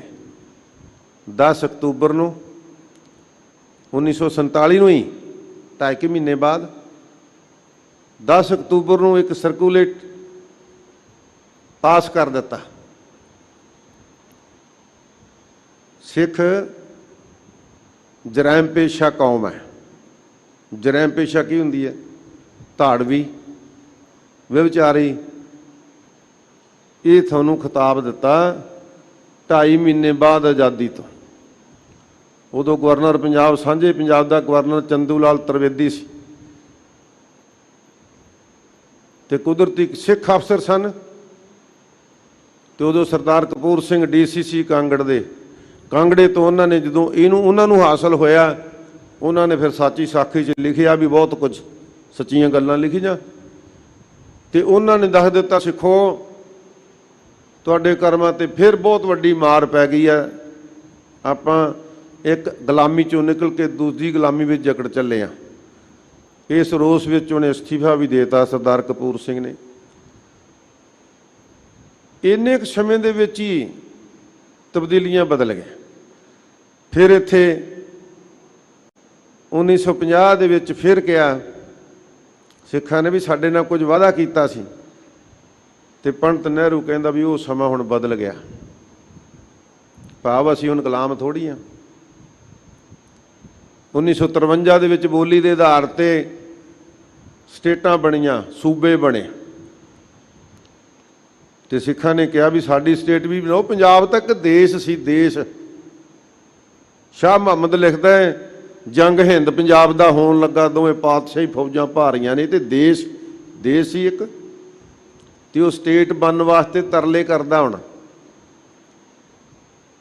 ਫਿਰ ਭਾਸ਼ਾ ਦੇ ਆਧਾਰ ਤੇ ਸਟੇਟਾਂ ਬਣੀਆਂ। ਸਾਨੂੰ ਕਿਹਾ ਵੀ ਸਾਨੂੰ ਪੰਜਾਬੀ ਬੋਲਦੀ ਜਿਹੜੀ ਬਿਲਟ ਹੈ ਉਹਨੂੰ ਹੀ ਸਟੇਟ ਮੰਨ ਲਓ, ਨਹੀਂ ਮੰਨਿਆ। ਫਿਰ ਅੰਦੋਲਨ ਹੋਇਆ, ਪੰਜਾਬੀ ਸੂਬਾ ਜਿੰਦਾਬਾਦ ਕਹਿਣਾ ਗੁਨਾਹ ਹੋ ਗਿਆ, ਅਪਰਾਧ ਹੋ ਗਿਆ। ਅੰਦੋਲਨ ਚੱਲਿਆ, ਲੰਮਾ ਸਮਾਂ ਅੰਦੋਲਨ ਚੱਲਿਆ, ਸਿੱਖਾਂ ਨੇ ਜੇਲ੍ਹਾਂ ਭਰੀਆਂ, ਸਾਨੂੰ ਪੰਜਾਬੀ ਸੂਬਾ ਦਿਓ। ਆਪਾਂ ਨੂੰ ਖਿੱਤਾ ਮਿਲ ਰਿਹਾ ਹੈ ਆਜ਼ਾਦ ਭਾਰਤ ਦੇ ਵਿੱਚ, ਦੱਖਣੀ ਹਿੱਸੇ 'ਚ ਖਿੱਤਾ। 1960 ਦੇ ਵਿੱਚ ਅੰਬਾਲਾ ਜੇਲ੍ਹ ਦੇ ਵਿੱਚ ਹਰਿਆਣੇ ਦਾ ਇੱਕ ਛੋਟੀ ਜਿਹੀ ਉਮਰ ਦਾ ਨੌਜਵਾਨ ਸਾਡਾ ਇੰਦਰਜੀਤ ਸਿੰਘ, ਉਹਨੇ ਜੇਲ੍ਹ 'ਚ ਕਹਿਤਾ ਪੰਜਾਬੀ ਸੂਬਾ ਜਿੰਦਾਬਾਦ। ਜੇਲ੍ਹ ਅਧਿਕਾਰੀਆਂ ਨੇ ਕੁੱਟ ਕੇ ਮਾਰ ਕੇ ਖੂਹ 'ਚ ਸਿੱਟ ਦਿੱਤਾ। ਇਹ ਆਜ਼ਾਦੀ ਆਪਾਂ ਨੂੰ ਮਿਲੀ 1966 ਦੇ ਵਿੱਚ। ਸਾਧ ਸੰਗਤ ਜੀ, ਗੁਲਜ਼ਾਰੀ ਲਾਲ ਨੰਦਾ ਨੇ ਐਲਾਨ ਕਰਤਾ ਕਿ ਤੁਹਾਨੂੰ ਦਿੰਨੇ ਆ ਪੰਜਾਬੀ ਸੂਬਾ। ਗੰਗਾ ਨਗਰ ਸਾਰਾ ਸਾਡੇ ਨਾਲ ਲਾ ਲਿਆ, ਊਨਾ ਤਹਿਸੀਲ ਲਾ ਲਈ, ਚੰਡੀਗੜ੍ਹ ਲਾ ਲਿਆ ਵੀ ਆਹ ਤੁਹਾਨੂੰ ਪੰਜਾਬੀ ਸੂਬਾ ਦਿੰਦੇ ਆ, ਜਿਹਦੇ 'ਚ ਨਾ ਤੁਹਾਡੀ ਰਾਜਧਾਨੀ ਹੈ, ਨਾ ਤੁਹਾਡੇ ਕੋਲ ਕੋਈ ਹਾਈ ਕੋਰਟ ਹੈ, ਆਹ ਤੁਹਾਡਾ ਸੂਬਾ ਹੈ। ਸਿੱਖ ਆਗੂਆਂ ਨੇ ਮੱਥੇ ਤੇ ਹੱਥ ਮਾਰਿਆ, ਫਿਰ ਰਹਿ ਵੀ ਕੀ ਗਿਆ ਸੀ ਕੋਲ? ਪਛਤਾਵੇ ਤੋਂ ਬਿਨਾਂ ਤਾਂ ਕੁਝ ਵੀ ਨਹੀਂ ਰਿਹਾ ਸੀ। ਫਿਰ ਆਇਆ ਸਟੇਟਾਂ ਦੇ ਜਿਹੜੇ ਸਰੋਤ ਨੇ, ਕਿਤੋਂ ਚਾਹ ਨਿਕਲਦੀ ਹੈ, ਕਿਤੋਂ ਕੋਲਾ ਨਿਕਲਦਾ, ਕਿਤੋਂ ਪੱਥਰ ਨਿਕਲਦਾ, ਕਿਤੋਂ ਤੇਲ ਨਿਕਲਦਾ ਹੈ। ਸਾਡੇ ਕੋਲ ਤੇ ਕੁਝ ਵੀ ਨਹੀਂ। ਇਹ ਤੇ ਪੰਜਾਬ ਪੰਜਾਂ ਦਰਿਆਵਾਂ ਦੀ ਧਰਤੀ ਸੀ ਵੀ ਸਾਡੇ ਕੋਲ ਪਾਣੀ ਆ, ਸਾਡੇ ਕੋਲ ਪਾਣੀ ਵੀ ਖੋਇਆ ਗਿਆ ਵੀ ਪਾਣੀ ਵੀ ਤੁਹਾਡਾ ਨਹੀਂ। ਤੁਸੀਂ ਕਿਸੇ ਸਟੇਟ ਤੋਂ ਕੋਈ ਚੀਜ਼ ਲੈ ਲਓ, ਉੱਥੇ ਰਿਐਲਿਟੀ ਭਰਨੀ ਪੈਂਦੀ ਹੈ, ਉਹਨੂੰ ਹਿੱਸਾ ਦੇਣਾ ਪੈਂਦਾ ਹੈ। ਤੁਹਾਨੂੰ ਪਾਣੀ ਦੀ ਰਿਐਲਿਟੀ ਮਿਲਦੀ ਆ? ਨਹੀਂ ਨਾ ਮਿਲਦੀ। ਭਾਵ ਤੁਹਾਨੂੰ ਨਿਚੋੜਿਆ ਗਿਆ। ਸਾਧ ਸੰਗਤ ਤੂਕ ਮਾਤਰ ਤੁਰੇ ਆਓ। ਫਿਰ 1955 ਵਿੱਚ ਇੱਥੇ ਇੱਕ ਇਕੱਠ ਹੋਇਆ ਸ੍ਰੀ ਅਕਾਲ ਤਖਤ ਸਾਹਿਬ ਤੇ ਵੀ ਅਸੀਂ ਹਰ ਹਾਲਤ ਵਿੱਚ ਪੰਜਾਬੀ ਸੂਬਾ ਲੈਣਾ ਹੈ। ਤੇ ਉਦੋਂ ਡੀਜੀਪੀ ਨਹੀਂ ਸੀ ਹੁੰਦਾ ਪੰਜਾਬ ਦਾ, ਡੀਆਈਜੀ ਹੁੰਦਾ ਸੀ ਡੀਜੀਪੀ ਥਾਂ ਤੇ। ਅਸ਼ਵਨੀ ਕੁਮਾਰ ਡੀਜੀਪੀ ਸੀ। ਅਸ਼ਵਨੀ ਕੁਮਾਰ ਨੇ ਇੱਥੇ ਫੌਜ ਚਾੜੀ ਦਰਬਾਰ ਸਾਹਿਬ ਤੇ, ਬੂਟਾਂ ਸਮੇਤ ਪੁਲਿਸ ਹਾਜ਼ਰ ਹੋਈ। ਇੱਥੇ ਸ਼ਹੀਦੀਆਂ ਹੋਈਆਂ, ਗ੍ਰਿਫਤਾਰੀਆਂ ਹੋਈਆਂ। ਤੁਹਾਡੀ ਪੰਜਾਬੀ ਸੂਬੇ ਦੀ ਜਿਹੜੀ ਮੰਗ ਸੀ, ਇਹਨੂੰ ਕੁਚਲਣ ਵਾਸਤੇ। ਇੱਕ ਦਿਨ ਦਾ ਕੰਮ ਨਹੀਂ ਕਿ ਇੱਥੇ ਆਪਰੇਸ਼ਨ ਬਲੂ ਸਟਾਰ ਹੋ ਗਿਆ। ਸਿੱਖਾਂ ਨੇ ਫਿਰ ਵੀ ਇਹ ਗੱਲ ਛੱਡੀ ਨਾ। ਇਸ ਪੰਜਾਬੀ ਸੂਬੇ ਤੋਂ ਬਾਅਦ ਫਿਰ ਗੱਲ ਚੱਲਦੀ ਰਹੀ। ਫਿਰ ਸਮਾਂ ਆਇਆ ਐਮਰਜੈਂਸੀ ਦਾ। ਐਮਰਜੈਂਸੀ ਕੀ ਸੀ ਵੀ ਕੋਈ ਗੱਲ ਹੀ ਨਹੀਂ ਕਰ ਸਕਦਾ। ਗੱਲ ਤਾਂ ਸਿੱਖਾਂ ਦੀ ਸੀ, ਹੋਰ ਤਾਂ ਕੋਈ ਬੋਲਦਾ ਨਹੀਂ। ਬਾਕੀ ਹੁਣ ਤਾਂ ਆਜ਼ਾਦੀ ਮਿਲ ਗਈ ਸੀ। ਜਾਂ ਬੰਗਾਲ ਦੇ ਲੋਕ ਸੀ ਕੁਝ, ਜਾਂ ਪੰਜਾਬ ਦੇ ਸੀ। ਇੱਥੇ ਐਮਰਜੈਂਸੀ ਲੱਗ ਗਈ। ਐਮਰਜੈਂਸੀ ਦਾ ਮੋਰਚਾ ਅਕਾਲੀ ਦਲ ਨੇ ਲਾਤਾ। ਸਾਡੀਆਂ ਅੱਖਾਂ ਸਾਹਮਣੇ ਇੱਕ ਗੱਲ ਵਾਪਰੀ। ਅਸੀਂ ਹਰਿਮੰਦਰ ਸਾਹਿਬ ਦੇ ਵਿੱਚ ਮੱਥਾ ਟੇਕਣ ਆਏ। ਸੰਤ ਬਾਬਾ ਕਰਤਾਰ ਸਿੰਘ ਜੀ ਖਾਲਸਾ ਪਿੰਡਰਾਂ ਵਾਲੇ, 1975-74 ਦੀ ਗੱਲ ਹੈ। ਸ਼੍ਰੀਮਾਨ ਸੰਤ ਬਾਬਾ ਕਰਤਾਰ ਸਿੰਘ ਜੀ ਖਾਲਸਾ ਤੇ ਪ੍ਰਕਰਮਾਂ ਦੇ ਵਿੱਚ ਸੰਤ ਹਰਚੰਦ ਸਿੰਘ ਜੀ ਲੌਂਗੋਵਾਲ ਮਿਲ ਪਏ। ਬੜੇ ਉਦਾਸ ਦੋਨੇ ਜਣੇ ਖਲੋ ਗਏ। ਮਹਾਂਪੁਰਖ ਸੰਤ ਬਾਬਾ ਕਰਤਾਰ ਸਿੰਘ ਜੀ ਖਾਲਸਾ ਕਹਿੰਦੇ, ਸੰਤ ਜੀ ਕੀ ਗੱਲ ਹੋਈ? ਢਿੱਲੇ ਜੇ ਕਿਉਂ ਜੇ? ਤਕੜੇ ਹੋ ਜਾਓ। ਕਹਿੰਦੇ ਐਮਰਜੈਂਸੀ ਲੱਗ ਗਈ। ਫਿਰ ਕੀ ਹੋਇਆ? ਕਹਿੰਦੇ ਵੀ ਬਹੁਤੇ ਖੁਸ਼ੀ ਦੇ ਨਾਲ ਜੇਲ੍ਹਾਂ ਵਿੱਚ ਜਾਣ ਨੂੰ ਸੰਗਤਾਂ ਤਿਆਰ ਨਹੀਂ ਸੰਤ ਜੀ। ਤੇ ਸਾਡੇ ਵੇਦਿਆਂ ਸੰਤ ਬਾਬਾ ਕਰਤਾਰ ਸਿੰਘ ਖਾਲਸਾ ਜੀ ਨੇ ਸੰਤ ਹਰਚੰਦ ਸਿੰਘ ਦੇ ਮੋਢੇ ਤੇ ਹੱਥ ਰੱਖ ਕੇ ਕਿਹਾ ਵੀ ਹੁਣ ਸੰਤਾਂ ਦੇ ਸਿਰ ਤੇ ਬਣ ਆਈ ਆ, ਫਿਕਰ ਨਾ ਕਰਿਓ, ਅਸੀਂ ਤੁਹਾਡੇ ਨਾਲ ਹੈ। ਸਾਧ ਸੰਗਤ ਫਿਰ ਕਿਹਾ ਹੀ ਨਹੀਂ, ਕੇਵਲ ਪਿੰਡਾਂ ਪਿੰਡਾਂ 'ਚ ਪ੍ਰਚਾਰ ਕੀਤਾ, ਨਗਰ ਕੀਰਤਨ ਕੀਤੇ, ਨੇਰੀ ਲਿਆਤੀ। ਜਿਹੜੇ ਜੱਥੇ ਜਾਣ ਨੂੰ ਤਿਆਰ ਨਹੀਂ, ਸੰਤਾਂ ਨੇ ਆਪਣੇ ਜੱਥੇ ਦੇ ਜੱਥੇ ਭੇਜੇ। ਜੱਥੇ ਦੇ ਸਿੰਘਾਂ ਨੂੰ ਗ੍ਰਿਫਤਾਰੀਆਂ ਦੇਣ ਲਈ ਭੇਜਿਆ। ਤੇ ਫਿਰ ਇਹੋ ਜਿਹੇ ਸਮੇਂ ਵੀ ਆਏ, ਕਹਿੰਦੇ ਸੀ ਨਾ 5 ਬੰਦੇ ਨਹੀਂ ਇਕੱਠੇ ਹੋ ਸਕਦੇ, ਲੱਖਾਂ ਦੇ ਇਕੱਠ ਕੀਤੇ। ਬਾਬਾ ਬੁੱਢਾ ਜੀ ਦੀ ਭੀੜ ਹੱਥ ਖੜਾ ਕਰਕੇ ਸੰਤ ਕਰਤਾਰ ਸਿੰਘ ਨੇ ਕਿਹਾ ਮੈਂ ਖੜਾ ਇੱਥੇ, ਆ ਲੱਖਾਂ ਦਾ ਇਕੱਠ ਅਸੀਂ ਕੀਤਾ ਹੈ, ਕੋਈ ਮਿੱਸਾ ਲੱਗਦੀ ਹੈ ਮੈਨੂੰ ਗ੍ਰਿਫਤਾਰ ਕਰੋ, ਮੈਂ ਜੇਲ੍ਹ ਜਾਣ ਵਾਸਤੇ ਤਿਆਰ ਹਾਂ। ਬਾਬਾ ਖੜਕ ਸਿੰਘ ਜੀ ਨੇ ਖੜਾ ਹੋ ਕੇ ਕਿਹਾ, ਕਿਸੇ ਦੇ ਹਿੰਮਤ 'ਚ ਹੈ ਤੇ ਇਸ ਸ਼ੇਰ ਨੂੰ ਹੱਥ ਪਾ ਕੇ ਦਿਖਾਓ। ਇਹ ਨਾਰੇ ਲੱਗੇ ਸਾਧ ਸੰਗਤ ਇੱਥੇ।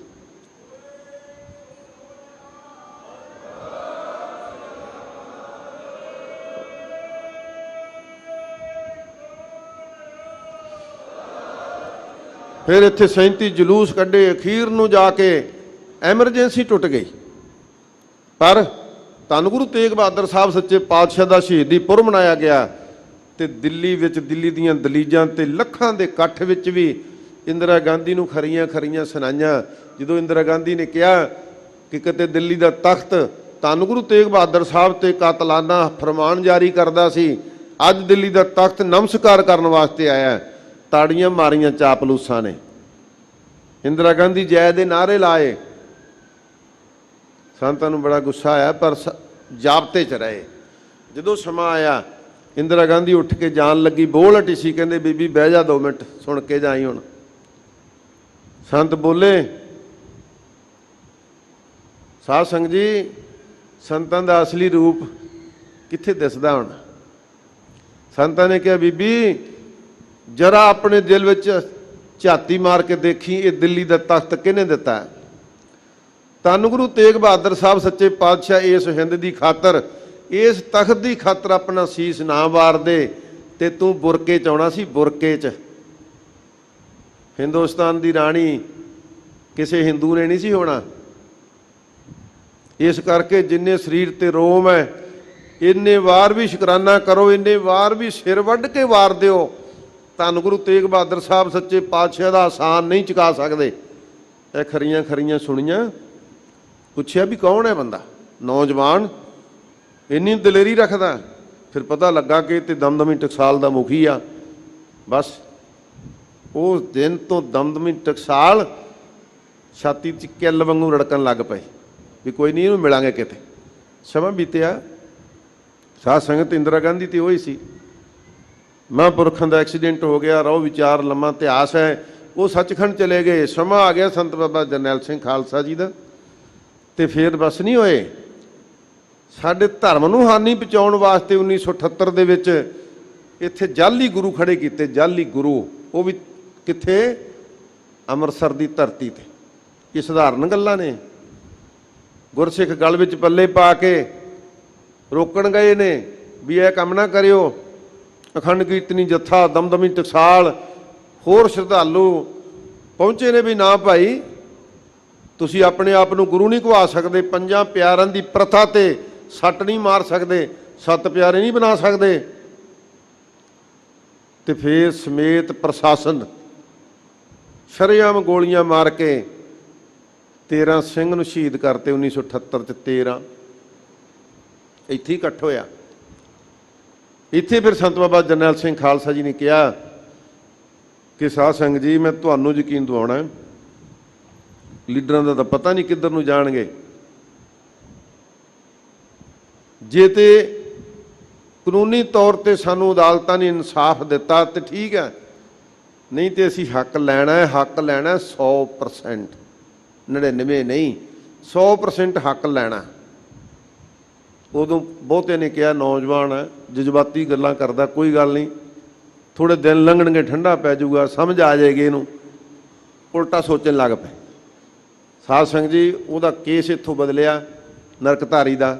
84 ਬੰਦਿਆਂ ਨੂੰ ਹੋਰ ਨਾਮਜ਼ਦ ਕੀਤਾ ਗਿਆ।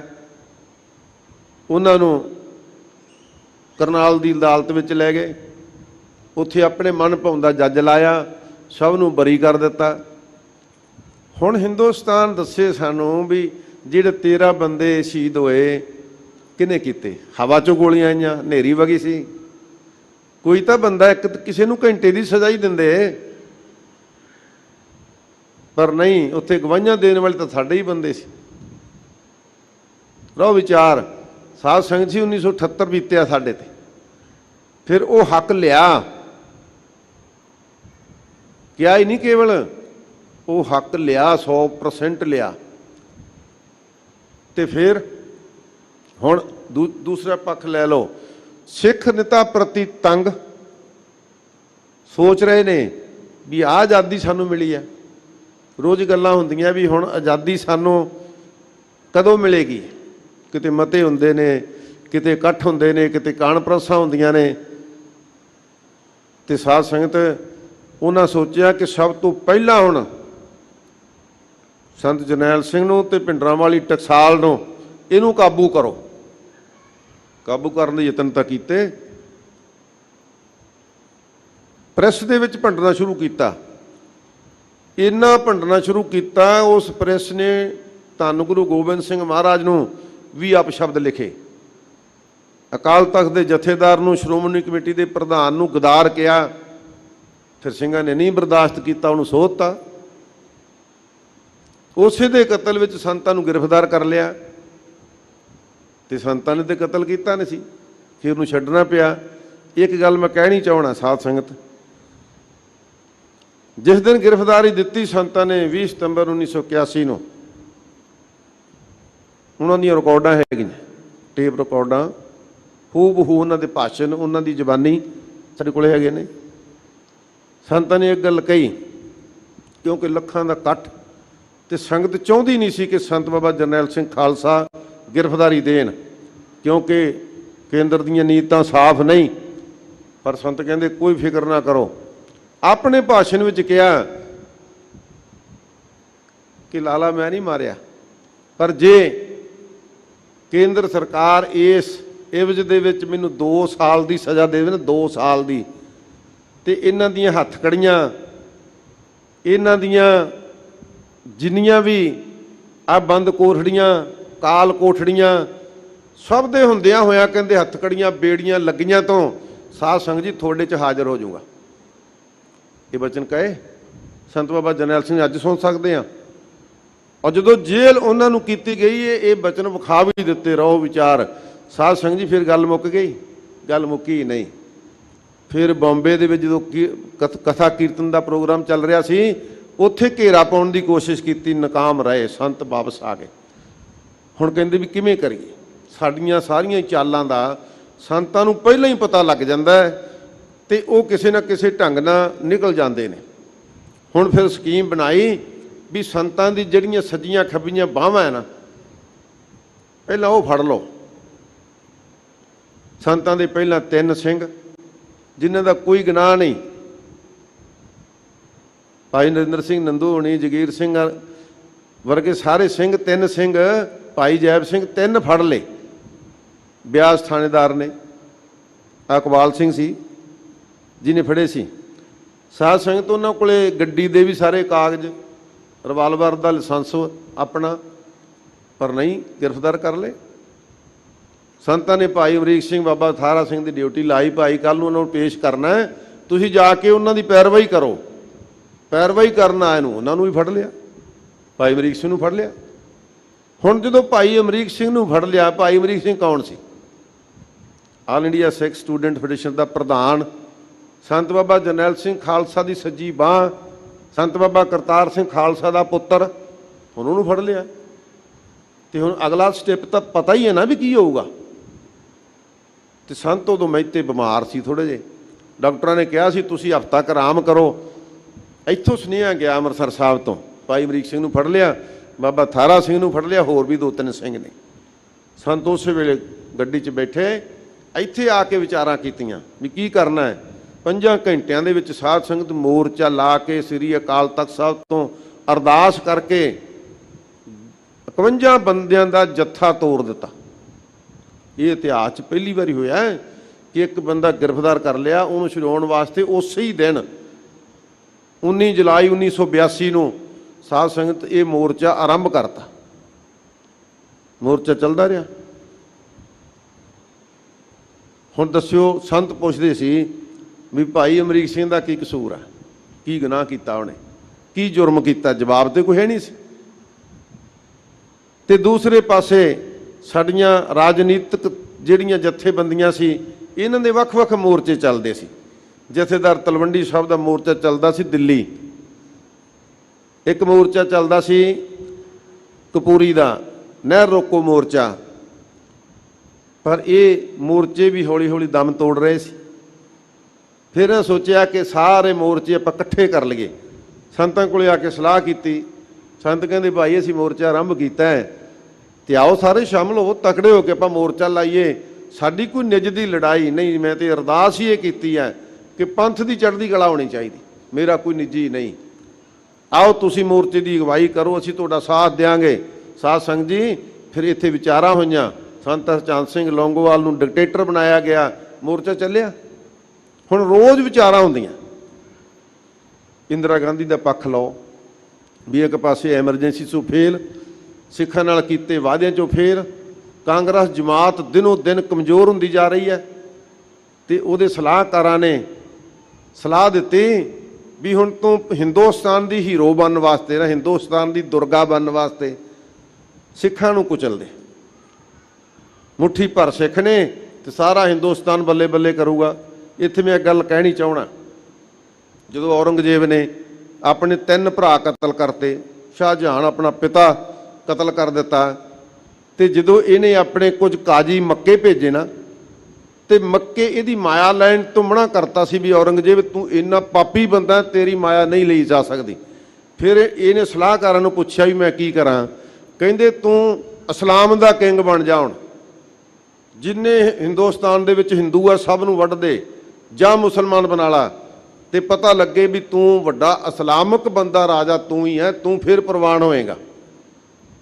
ਤੇ ਉਹਨੇ ਸਭ ਤੋਂ ਪਹਿਲਾਂ ਕਸ਼ਮੀਰ ਫੜਿਆ। ਕਿਉਂ? ਕਿਉਂਕਿ ਉੱਥੇ ਅਮਰਨਾਥ ਦਾ ਮੰਦਿਰ ਸੀ, ਹਿੰਦੂਆਂ ਦਾ ਸਭ ਤੋਂ ਵੱਡਾ ਮੰਦਿਰ ਕਸ਼ਮੀਰ 'ਚ ਸੀਗਾ ਅਮਰਨਾਥ। ਉੱਥੋਂ ਦਾ ਪੁਜਾਰੀ ਸੀ ਕਿਰਪਾ ਰਾਮ। ਕਿਰਪਾ ਰਾਮ ਨੂੰ ਫੜਿਆ ਜਾ ਕੇ ਵੀ ਜੀ ਇਹਨੂੰ ਇਹਦੇ ਗਲ 'ਚ ਹੱਥ ਪਾਈਏ। ਤਾਂ ਸਾਧ ਸੰਗਤ ਜੀ ਉਹ ਵਿਚਾਰਾਂ ਕਰਕੇ ਧੰਨ ਗੁਰੂ ਤੇਗ ਬਹਾਦਰ ਸਾਹਿਬ ਦੀ ਸ਼ਰਨ ਆਏ ਸੀ ਤੇ ਉਹਨਾਂ ਦਾ ਬਚਾਅ ਹੋਇਆ ਸੀ। ਇਹ ਫਿਰ ਮੁੱਢ ਨੂੰ ਹੱਥ ਪਾਉਂਦੇ ਨੇ ਜਦੋਂ ਇਹਨਾਂ ਨੇ ਜ਼ੁਲਮ ਕਰਨਾ ਹੋਵੇ ਨਾ, ਜਿਵੇਂ ਔਰੰਗਜ਼ੇਬ ਨੇ ਪਾਪ ਕੀਤੇ ਸੀ ਨੇ, ਪਾਪ ਤੇ ਇਹਨੇ ਵੀ ਕੀਤੇ, ਪਰ ਇਹ ਹਿੰਦੂਆਂ ਦੀ ਦੁਰਗਾ ਬਣਨ ਵਾਸਤੇ ਇਹਨੂੰ ਸਲਾਹ ਦਿੱਤੀ ਗਈ ਵੀ ਸਿੱਖ ਕੁਚਲਨੇ ਆ। ਫਿਰ ਸਿੱਖ ਕੁਚਲਣ ਵਾਸਤੇ ਸਾਧ ਸੰਗਤ ਕਿਤੇ ਇੱਕ ਦਿਨ ਫੌਜ ਭੇਜਤੀ ਨਹੀਂ, ਯੂਪੀ ਦੇ ਵਿੱਚ ਚਕਰਾਤਾ ਸੈਂਟਰ ਬਣਾ ਕੇ ਬਕਾਇਦਾ ਇਹਨਾਂ ਨੂੰ ਟ੍ਰੇਨਿੰਗ ਦਿੱਤੀ ਗਈ। ਹਰਿਮੰਦਰ ਸਾਹਿਬ ਦੇ ਮਾਡਲ ਬਣੇ, ਮਾਡਲ ਬਣਾ ਕੇ ਹਿੰਦੁਸਤਾਨ ਦੇ ਜਰਨੈਲਾਂ ਨੂੰ ਸੱਦ ਕੇ ਵਿਸ਼ੇਸ਼ ਕਮਾਂਡੋਆਂ ਨੂੰ ਤਿਆਰ ਕੀਤਾ ਗਿਆ। ਉਸੇ ਤਰ੍ਹਾਂ ਤਲਾਬ ਬਣਾਇਆ, ਉਸੇ ਤਰ੍ਹਾਂ ਦਾ ਮਾਡਲ ਬਣਾਇਆ। ਫੌਜਾਂ ਨੇ ਕਿੱਧਰ ਦੀ ਚੜ੍ਹਨਾ, ਕਿੱਧਰ ਦੀ ਉਤਰਨਾ, ਕਿਵੇਂ ਅਸੀਂ ਹਮਲੇ ਕਰਨੇ ਆ, ਜਿਵੇਂ ਦੂਸਰੇ ਦੇਸ਼ 'ਤੇ ਹਮਲਾ ਕਰਨਾ ਹੋਇਆ, ਤਿਆਰੀ ਕੀਤੀ ਗਈ।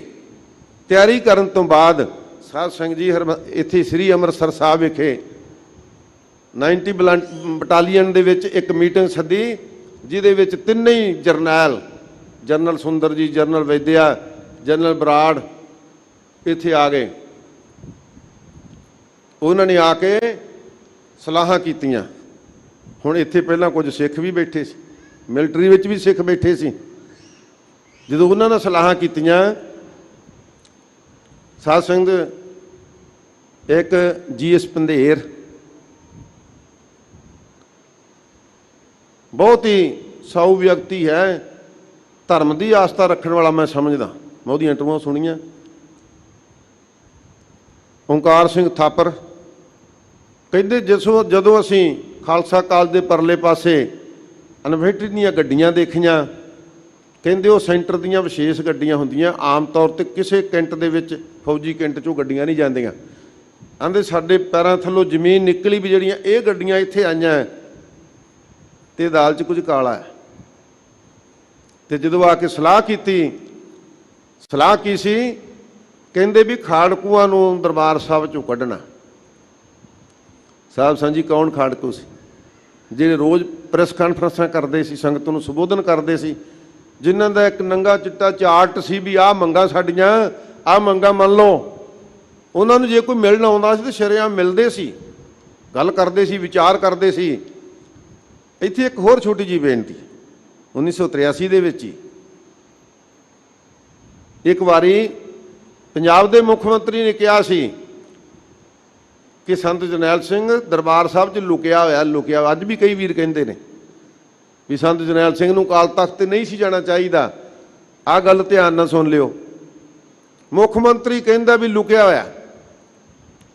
ਸੰਤ ਕਹਿੰਦੇ ਮੁੱਖ ਮੰਤਰੀ ਸਾਹਿਬ ਇਹ ਤੁਹਾਡੀ ਵਿਚਾਰ ਹੈ, ਤੁਹਾਡੀ ਸੋਚਣੀ ਹੈ, ਤੁਹਾਡੀ ਜ਼ਹਿਨੀਅਤ ਪਤਾ ਨਹੀਂ ਕਿਹੋ ਜਿਹੀ ਹੈ, ਪਰ ਮੈਂ ਇੱਕ ਗੱਲ ਕਹਿਣੀ ਚਾਹੁੰਦਾ। ਮੈਂ ਇਸ ਮੰਜੀ ਸਾਹਿਬ ਤੋਂ ਸਤਿਗੁਰੂ ਦੇ ਚਰਨਾਂ 'ਚ ਬੇਨਤੀਆਂ ਕਰਕੇ ਲੈਕਚਰ ਕਰਕੇ ਚੱਲਾਂਗਾ।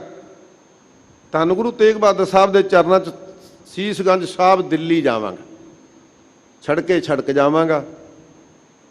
ਤੁਸੀਂ ਮੈਨੂੰ ਕਿਤੇ ਵੀ ਫੜ ਲਿਓ ਰਾਜ, ਕਿਤੇ ਵੀ। ਜੇ ਤੁਸੀਂ ਮੈਨੂੰ ਫੜ ਲਿਆ ਤੁਹਾਡਾ ਮਨੋਰਥ ਸਫਲ ਹੋ ਗਿਆ।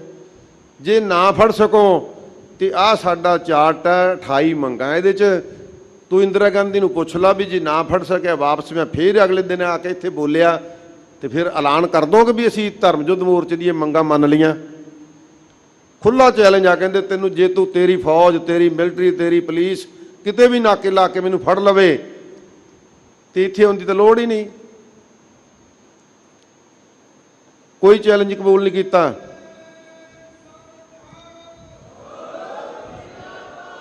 ਕਿਸੇ ਨੇ ਚੈਲੰਜ ਮੰਨਿਆ ਨਹੀਂ। ਸਾਧ ਸੰਗਤ ਇਹਦੇ ਉਲਟ, ਕਿਉਂਕਿ ਇੱਕ ਮਨਸੂਬਾ ਸੀ ਵੀ ਸੰਤ ਜਰਨੈਲ ਸਿੰਘ ਨੂੰ ਨਹੀਂ ਫੜਨਾ, ਸੰਤ ਜਰਨੈਲ ਸਿੰਘ ਨੂੰ ਮਾਰਨਾ ਹੈ, ਕੌਮ ਨੂੰ ਕੁਚਲਣਾ ਹੈ, ਸਮੁੱਚੇ ਪੰਜਾਬ ਦੇ ਗੁਰਦੁਆਰੇ ਨੂੰ ਤਹਿਸ਼ ਨਹਿਸ਼ ਕਰਨਾ ਹੈ। ਇਹ ਸਦੀਆਂ ਤੱਕ ਉੱਠ ਨਾ ਸਕਣੇ ਮਨਸੂਬਾ ਸੀ। ਜਨਰਲ ਸੁੰਦਰ ਜੀ ਨੇ ਇਹ ਗੱਲਾਂ ਕਹੀਆਂ ਕਿ ਅਸੀਂ ਖਾੜਕੂ ਕੱਢਣੇ ਨੇ। ਹੁਣ ਤੁਸੀਂ ਸਲਾਹ ਦਿਓ ਕਿ ਕਿੰਨੇ ਕੁ ਸਮੇਂ ਦੇ ਵਿੱਚ ਸੰਤ ਜਰਨੈਲ ਸਿੰਘ ਤੇ ਉਹਦੇ ਸਾਥੀ ਜਿਹੜੇ ਸਰੈਂਡਰ ਕਰ ਦੇਣਗੇ, ਹੱਥ ਖੜੇ ਕਰਕੇ ਬਾਹਰ ਆ ਜਾਣਗੇ। ਉੱਥੇ 4 ਬੰਦਿਆਂ ਦੀ ਅਗਵਾਈ, 4 ਬੰਦਿਆਂ ਦੀ। ਉੱਥੇ GS ਪੰਧੇਰ ਵੀ ਹੈ, ਉੱਥੇ ਓਂਕਾਰ ਸਿੰਘ ਥਾਪਰ ਵੀ ਹੈ, ਉੱਥੇ ਸਰਦਾਰ ਮਹਿੰਦਰਪਾਲ ਸਿੰਘ ਔਲਖ ਵੀ ਹੈ, ਉੱਥੇ DC ਗੁਰਦੇਵ ਸਿੰਘ ਵੀ ਹੈ। ਜਿਨ੍ਹਾਂ 4 ਨੇ ਕਿਹਾ ਵੀ ਤੁਸੀਂ ਬਹੁਤ ਗਲਤ ਸੋਚਦੇ ਹੋ, ਤੁਹਾਡੀ ਸੋਚਣੀ ਠੀਕ ਨਹੀਂ, ਤੁਹਾਨੂੰ ਭਾਰੀ ਨੁਕਸਾਨ ਉਠਾਉਣਾ ਪੈ ਸਕਦਾ ਹੈ। ਇੱਕ ਗੱਲ ਸਾਡੀ ਸੁਣ ਲਓ, ਕਿਸੇ ਵੀ ਕੀਮਤ ਤੇ ਸੰਤ ਜਰਨੈਲ ਸਿੰਘ ਤੇ ਉਹਦੇ ਸਾਥੀਆਂ ਨੇ ਤੁਹਾਡੇ ਮੂਹਰੇ ਹਥਿਆਰ ਨਹੀਂ ਸਿੱਟਣੇ, ਅਖੀਰ ਤੱਕ ਲੜਨਗੇ। ਉਹ ਤੇ ਰੋਜ਼ ਕਹਿੰਦੇ ਨੇ, ਅੱਜ ਦਾ ਉਹਨਾਂ ਨੂੰ ਤੁਹਾਡੀ ਇੱਕ ਇੱਕ ਹਰਕਤ ਦਾ ਪਤਾ ਹੈ। ਉਹ ਕੋਈ ਲੋਕੇ ਕਹਿੰਦੇ ਨੇ, ਉਹ ਤਾਂ ਕਹਿੰਦੇ ਨੇ ਲੱਖਾਂ ਦਾ ਘੇਰਾ ਪੈਣਾ ਹੈ ਤੇ ਜਦੋਂ ਹੱਥ ਜੁੜ ਕੇ ਪਤਾ ਲੱਗੂਗਾ ਫੇਰ ਤੇ ਉਹ ਹਥਿਆਰ ਸਿੱਟ ਦੇਣਗੇ। ਕਹਿੰਦੇ ਬਾਕੀ ਤੇ ਥੋੜੇ ਜਿਹੇ ਜ਼ਾਬਤੇ 'ਚ ਰਹੇ। ਜਨਰਲ ਬਰਾੜ ਬੜਾ ਟੱਪਿਆ, ਆਪੇ ਤੋਂ ਬਾਹਰ ਹੋ ਗਿਆ, ਭੜਕ ਗਿਆ, ਕਹਿੰਦਾ ਤੁਸੀਂ ਸਾਡੀ ਫੌਜ ਦਾ ਮਨੋਬਲ ਤੋੜਦੇ ਹੋ। ਦੇਖਿਓ ਜਦੋਂ ਤੋਪਾਂ ਚੱਲੀਆਂ, ਗੜਗੜਾਹਟ ਹੋਈ ਤੇ ਉਦੋਂ ਕਹਿੰਦੇ ਵੱਡੇ ਵੱਡੇ ਜਰਨੈਲਾਂ ਦੀਆਂ ਪਤਲੂਨਾਂ ਗਿੱਲੀਆਂ ਹੋ ਜਾਂਦੀਆਂ, ਭਿੰਡਰਾਂ ਵਾਲਾ ਕੀ ਆ। ਤੇ ਆਂਦੇ ਫੇਰ ਪੰਧੇਰ ਨੇ ਕਿਹਾ, ਜਨਰਲ ਸਾਹਿਬ ਇਹ ਤੁਹਾਡੇ ਜਰਨੈਲਾਂ ਦੀਆਂ ਗੱਲਾਂ ਨਹੀਂ, ਇਹ ਉਹਨਾਂ ਸਿੱਖਾਂ ਦੀਆਂ ਗੱਲਾਂ ਹੈ ਜਿਹੜੇ ਆਪਾਂ ਕੁਰਬਾਨ ਕਰਨ ਵਾਸਤੇ ਆਪਣੇ ਧਰਮ ਤੋਂ ਸਭ ਕੁਝ ਕੁਰਬਾਨ ਕਰ ਦਿੰਦੇ ਨੇ। ਇਹਨੂੰ ਥੋੜ੍ਹਾ ਜਿਹਾ ਠਰਮੇ ਨਾਲ ਸੋਚ ਲੈਣਾ ਚਾਹੀਦਾ। ਹੋਰ ਰਸਤੇ ਹੈਗੇ ਆ, ਆਪਾਂ ਹੋਰ ਰਸਤੇ ਬਣਾ ਲਈਏ। ਜਦੋਂ ਸਾਰੇ ਰਸਤੇ ਮੁੱਕ ਗਏ ਤੇ ਫਿਰ ਆਪਾਂ ਗੱਲ ਕਰ ਲਾਂਗੇ। ਹੋਰ ਰਸਤੇ ਕੀ ਸੀ ਭਾਈ? ਪਹਿਲੀ ਗੱਲ ਤੇ ਸੰਤਾਂ ਦੇ ਉੱਪਰ ਕੇਸ ਹੀ ਕੋਈ ਨਹੀਂ ਸੀ। ਜਦੋਂ ਕੇਸ ਸੰਤਾਂ ਤੇ ਪਾਇਆ ਗਿਆ, ਸੰਤ ਅਰੈਸਟ ਹੋਏ। ਅੱਜ ਤੱਕ IST ਪਾ ਕੇ ਅਸੀਂ ਵੇਖਿਆ ਕੋਈ ਕੇਸ ਨਹੀਂ, ਦੇਸ਼ 'ਚ ਕਿਤੇ ਨਹੀਂ, ਕਿਸੇ ਸਟੇਟ 'ਚ ਨਹੀਂ। ਜੇ ਉਹਨਾਂ ਤੇ ਕੇਸ ਹੀ ਕੋਈ ਨਹੀਂ, ਕਾਹਦੇ ਲਈ ਫੜਨਾ ਭਾਈ? ਦੂਸਰੀ ਗੱਲ, ਕੋਈ ਨੋਟਿਸ ਦਿੱਤਾ SGPC ਨੂੰ, ਜਥੇਦਾਰ ਅਕਾਲ ਤਖਤ ਨੂੰ, ਪ੍ਰਧਾਨ ਸ਼੍ਰੋਮਣੀ ਕਮੇਟੀ ਨੂੰ, ਪ੍ਰਧਾਨ ਅਕਾਲੀ ਦਲ ਨੂੰ ਨੋਟਿਸ ਦਿੱਤਾ ਵੀ ਅਸੀਂ ਪੁਲਿਸ ਲੈ ਕੇ ਚੜਾਂਗੇ ਜੇ ਸੰਤ ਜਰਨੈਲ ਸਿੰਘ ਸਾਨੂੰ ਨਾ ਫੜਾਇਆ? ਕੋਈ ਨੋਟਿਸ ਨਹੀਂ, ਕਿਉਂਕਿ ਕੁਚਲਣਾ ਹੀ ਸੀ, ਇੱਕ ਹਮਲਾ ਹੀ ਕਰਨਾ ਸੀ। ਪਰ ਜਦੋਂ ਇਹ ਗੱਲਾਂ ਉਹਨੇ ਕਹੀਆਂ ਵੀ ਇਹ ਤੁਹਾਨੂੰ ਮਹਿੰਗਾ ਪੈ ਜਾਣਾ ਕੰਮ, ਕਹਿੰਦੇ ਮੈਂ ਵੇਖੂੰਗਾ। ਵੇਖਣਾ ਕੀ ਸੀ ਭਾਈ? ਫਿਰ ਫੌਜਾਂ ਚਾੜੀਆਂ। ਕੱਲ ਤੱਕ ਸਿੰਘ ਸਾਹਿਬ ਗਿਆਨੀ ਜਸਵੰਤ ਸਿੰਘ ਉਹਨਾਂ ਨੇ ਤੁਹਾਨੂੰ ਇਤਿਹਾਸ ਸੁਣਾਇਆ 3 ਤਰੀਕ ਤੱਕ। ਸਾਧ ਸੰਗਤ 4 ਨੂੰ ਕੀ ਵਾਪਰਿਆ, 3 ਤੱਕ ਕੀ? ਪਹਿਲੇ ਦਿਨ ਹੀ ਇੱਥੇ ਤੇ 31 ਤਰੀਕ ਨੂੰ ਹੀ 9 ਸਿੰਘ ਸ਼ਹੀਦ ਹੋ ਗਏ ਸੀ। 3 ਸਿੰਘ ਟਕਸਾਲ ਦੇ ਸੀ, ਭਾਈ ਮਹਿੰਗਾ ਸਿੰਘ ਸੀ ਤੇ 2 ਸ਼ਰਧਾਲੂ ਸੀ, 2 ਸ਼੍ਰੋਮਣੀ ਕਮੇਟੀ ਦੇ ਬੰਦੇ। ਇਹ ਲਿਖਤਾਂ ਨੇ। ਉਹਦੇ ਤੋਂ ਬਾਅਦ ਸਾਧ ਸੰਗਤ ਜੀ ਫਿਰ ਇੱਥੇ ਜੇ ਇੰਨਾ ਹੀ ਹੁੰਦਾ ਵੀ ਅਨਾਉਂਸਮੈਂਟ ਕਰਨੀ ਆ ਵੀ ਭਾਈ ਹਥਿਆਰ ਸਿੱਟ ਕੇ ਆ ਜਾਓ ਬਾਹਰ, ਨਹੀਂ ਇੱਥੇ ਤਾਂ 12 ਟੈਂਕ ਲਿਆਂਦੇ ਗਏ, ਟੈਂਕ 12 ਟੈਂਕ ਲਿਆਂਦੇ।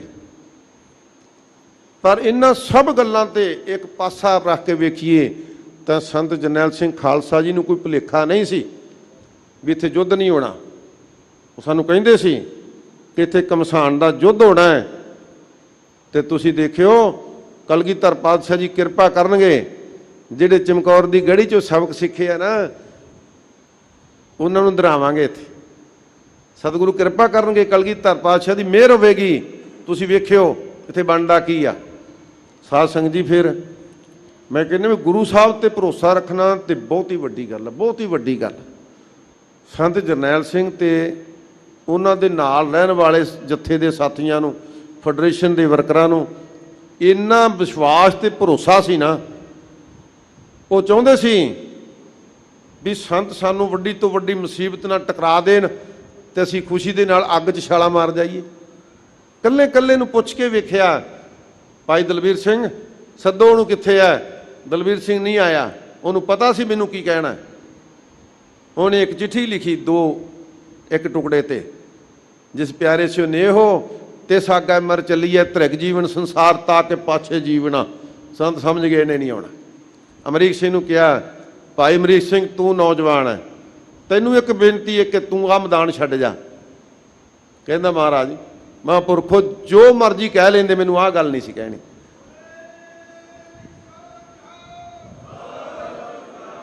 ਵੀ ਤੁਹਾਨੂੰ ਛੱਡ ਕੇ ਚਲੇ ਜਾਵਾਂ।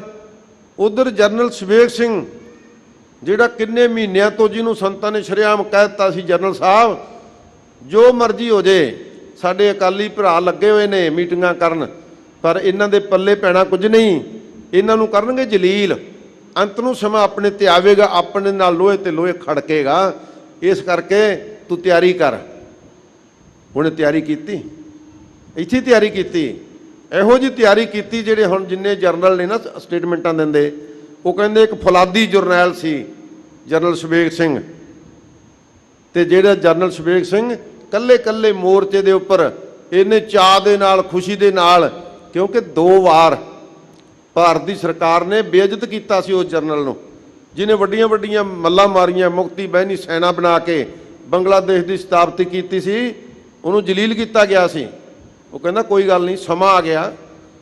ਸਮਾਂ ਆਉਣ ਤੋਂ ਸਾਧ ਸੰਗਤ ਉਸਨੇ ਫਿਰ ਕੱਲੇ ਕੱਲੇ ਮੋਰਚੇ ਦੇ ਨਿਰੀਖਣ ਲਏ, ਸ਼ਾਬਾਸ਼ ਦਿੱਤੀਆਂ, ਲੋੜੀਂਦੇ ਹਥਿਆਰ ਦਿੱਤੇ, ਦਿੱਤੀ ਹੋਈ ਸਿਖਲਾਈ ਦੇ ਮੁਤਾਬਕ ਫਿਰ ਐਸਾ ਯੁੱਧ ਲੜਿਆ, ਜਿਸ ਯੁੱਧ ਦੇ ਵਿੱਚੋਂ ਸਾਧ ਸੰਗਤ ਆਸ਼ਾ ਸ਼ਿਕਾਰ ਉੱਠਿਆ ਜਨਰਲ ਸਵੇਗ ਸਿੰਘ, ਤੇ ਤੋਬਾ ਤੋਬਾ ਕਰ ਉੱਠੇ ਜਨਰਲ ਬਰਾੜ ਹੋਣੀ।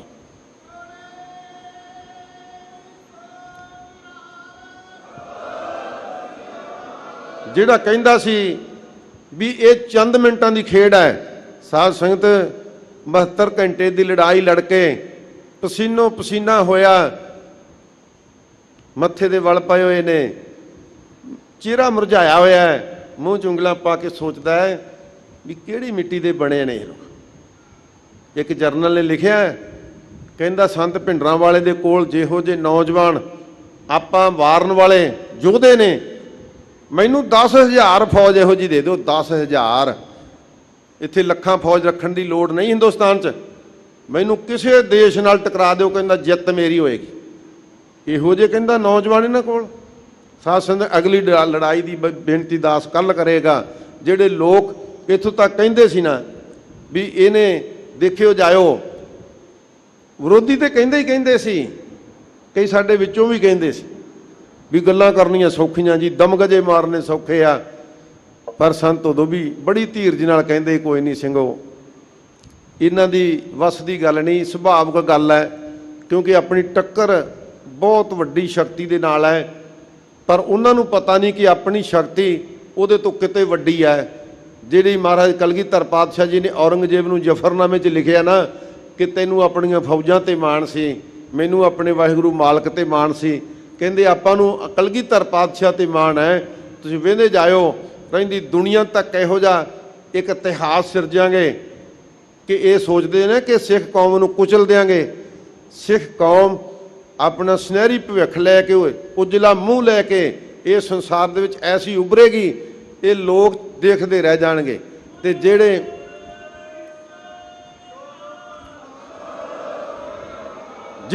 ਵੀ ਇੱਥੇ ਚੜ ਕੇ ਆਉਣਗੇ, ਉਹ ਭਾਵੇਂ ਦੇਸ਼ ਦੀ ਰਾਣੀ ਹੋਵੇ ਤੇ ਉਹ ਭਾਵੇਂ ਜਰਨਲ ਵੈਦਿਆ ਵਰਗਾ ਕੋਈ ਹੋਵੇ, ਕਹਿੰਦੇ ਦੇਖਿਓ ਨੇਸ਼ ਤੋਂ ਨਬੂਸ ਹੋ ਜਾਣਗੇ। ਪਰ ਇਹ ਜਿਹੜੀਆਂ ਗੁਰੂ ਸਾਹਿਬ ਦੀਆਂ ਦਿੱਤੀਆਂ ਸ਼ਕਤੀਆਂ ਹੈ, ਇਹ ਸੋਮੇ ਕਿਤੇ ਮਿਟਣ ਵਾਲੇ ਨੇ। ਹਰਮੰਦਰ ਸਾਹਿਬ ਮਿਟ ਜਾਏਗਾ, ਪਹਿਲਾਂ ਢਾਉਣ ਵਾਲੇ ਬਚ ਗਏ, ਹੁਣ ਵਾਲੇ ਬਚ ਜਾਣਗੇ। ਨਹੀਂ, ਚੜ੍ਹਦੀ ਕਲਾ ਦੇ ਵਿੱਚ ਰਹੇ। ਸਾਧ ਸੰਗਤ 5 ਤੇ 6 ਜੂਨ ਦਾ ਯੁੱਧ ਕੱਲ ਨੂੰ ਆਪਾਂ ਜਿੰਨਾ ਕੁ ਸਤਿਗੁਰੂ ਕਿਰਪਾ ਕਰਨਗੇ ਵਰਣਨ ਕਰਾਂਗੇ, ਜਿੰਨਾ ਕੁ ਜੋ ਸਕਿਆ ਬੇਅੰਤ, ਕਿਉਂਕਿ ਇਹ ਵੱਡੀ ਲੜਾਈ, ਇਹਦੇ ਵੱਡੇ ਸਾਧ ਸੰਗਤ ਜੀ ਬਹੁਤ ਇਤਿਹਾਸਕ ਤੱਥ ਨੇ, ਸਭ ਕੁਝ ਨਹੀਂ ਕਿਹਾ ਜਾ ਸਕਦਾ। ਦਾਸ ਨੇ ਕੋਸ਼ਿਸ਼ ਕੀਤੀ ਹੈ ਕਿਤਾਬ ਲਿਖ ਕੇ, ਸੁਹਿਰਦ ਸੰਤ ਖਾਲਸਾ ਲਿਖ ਕੇ ਵੀ ਮੈਂ ਬਹੁਤ ਕੁਝ, ਕਿਉਂਕਿ ਨਾਲ ਰਹੇ ਆ ਤੇ ਨਾਲ ਦੇ ਸਿੰਘਲੇ ਬੈਠੇ ਆ ਜਿਨ੍ਹਾਂ ਨੇ ਯੁੱਧ ਲੜਿਆ। ਮੈਂ ਇੱਕ ਬੇਨਤੀ ਕਰਕੇ ਸਮਾਪਤੀ ਕਰਦਾ, ਜਿਹੜੇ ਉਸ ਯੁੱਧ ਚੋਂ ਉਦੋਂ ਬਚ ਗਏ ਜਿਨ੍ਹਾਂ ਕੋਲੋਂ ਗੋਲੀਆਂ ਮੁੱਕ ਗਈਆਂ, ਜਿਨ੍ਹਾਂ ਕੋਲੋਂ ਬਰੂਦ ਮੁੱਕ ਗਿਆ, ਜਿਹੜੇ ਲੰਮੀਆਂ ਜੇਲ੍ਹਾਂ ਕੱਟ ਕੇ ਵਾਪਸ ਆਏ, ਉਹਨਾਂ 'ਚੋਂ ਬਹੁਤ ਸਾਰੇ ਹੀਨ ਭਾਵਨਾ ਰੱਖਦੇ ਨੇ। ਕਿਉਂ ਬਈ, ਤੁਸੀਂ ਯੁੱਧ ਨਹੀਂ ਲੜਿਆ, ਤੁਸੀਂ ਗਲਤ ਕੰਮ ਕਰ ਲਿਆ। ਕਹਿੰਦੇ ਨਹੀਂ, ਇੱਕੋ ਗੱਲ ਸਾਡੇ ਮਨ ਦੇ ਵਿੱਚ ਤੈਅ ਬਣਾ ਕੇ ਬੈਠੀ ਆ ਕਿ ਅਸੀਂ ਸੰਤ ਜਰਨੈਲ ਸਿੰਘ ਦੇ ਨਾਲ ਹੀ ਕਿਉਂ ਨਹੀਂ ਸ਼ਹੀਦ ਹੋ ਗਏ।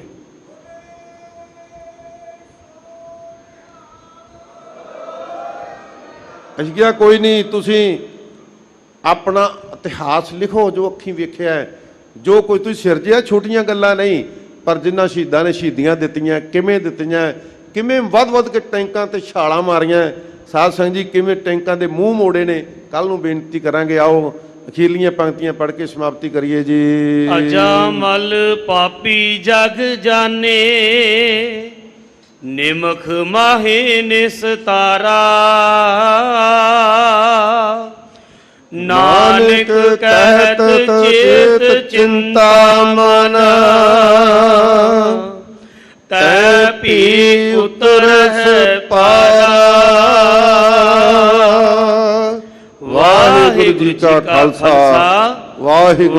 ਖਾਲਸਾ ਜੀ। ਚੈਨਲ ਨੂੰ ਸਬਸਕ੍ਰਾਈਬ ਕਰਨ ਤੋਂ ਬਾਅਦ 'ਚ ਆਲ ਨੋਟੀਫਿਕੇਸ਼ਨ ਨੂੰ ਜ਼ਰੂਰ ਔਨ ਕਰੋ ਤਾਂ ਕਿ ਸਾਡੀ ਕਥਾ ਕੀਰਤਨ ਦੀ ਹਰ ਵੀਡੀਓ ਤੁਹਾਡੇ ਤੱਕ ਪਹੁੰਚਦੀ ਰਹੇ ਅਤੇ ਵੀਡੀਓ ਨੂੰ ਲਾਈਕ ਕਰਨਾ ਨਾ ਭੁੱਲਣਾ ਜੀ।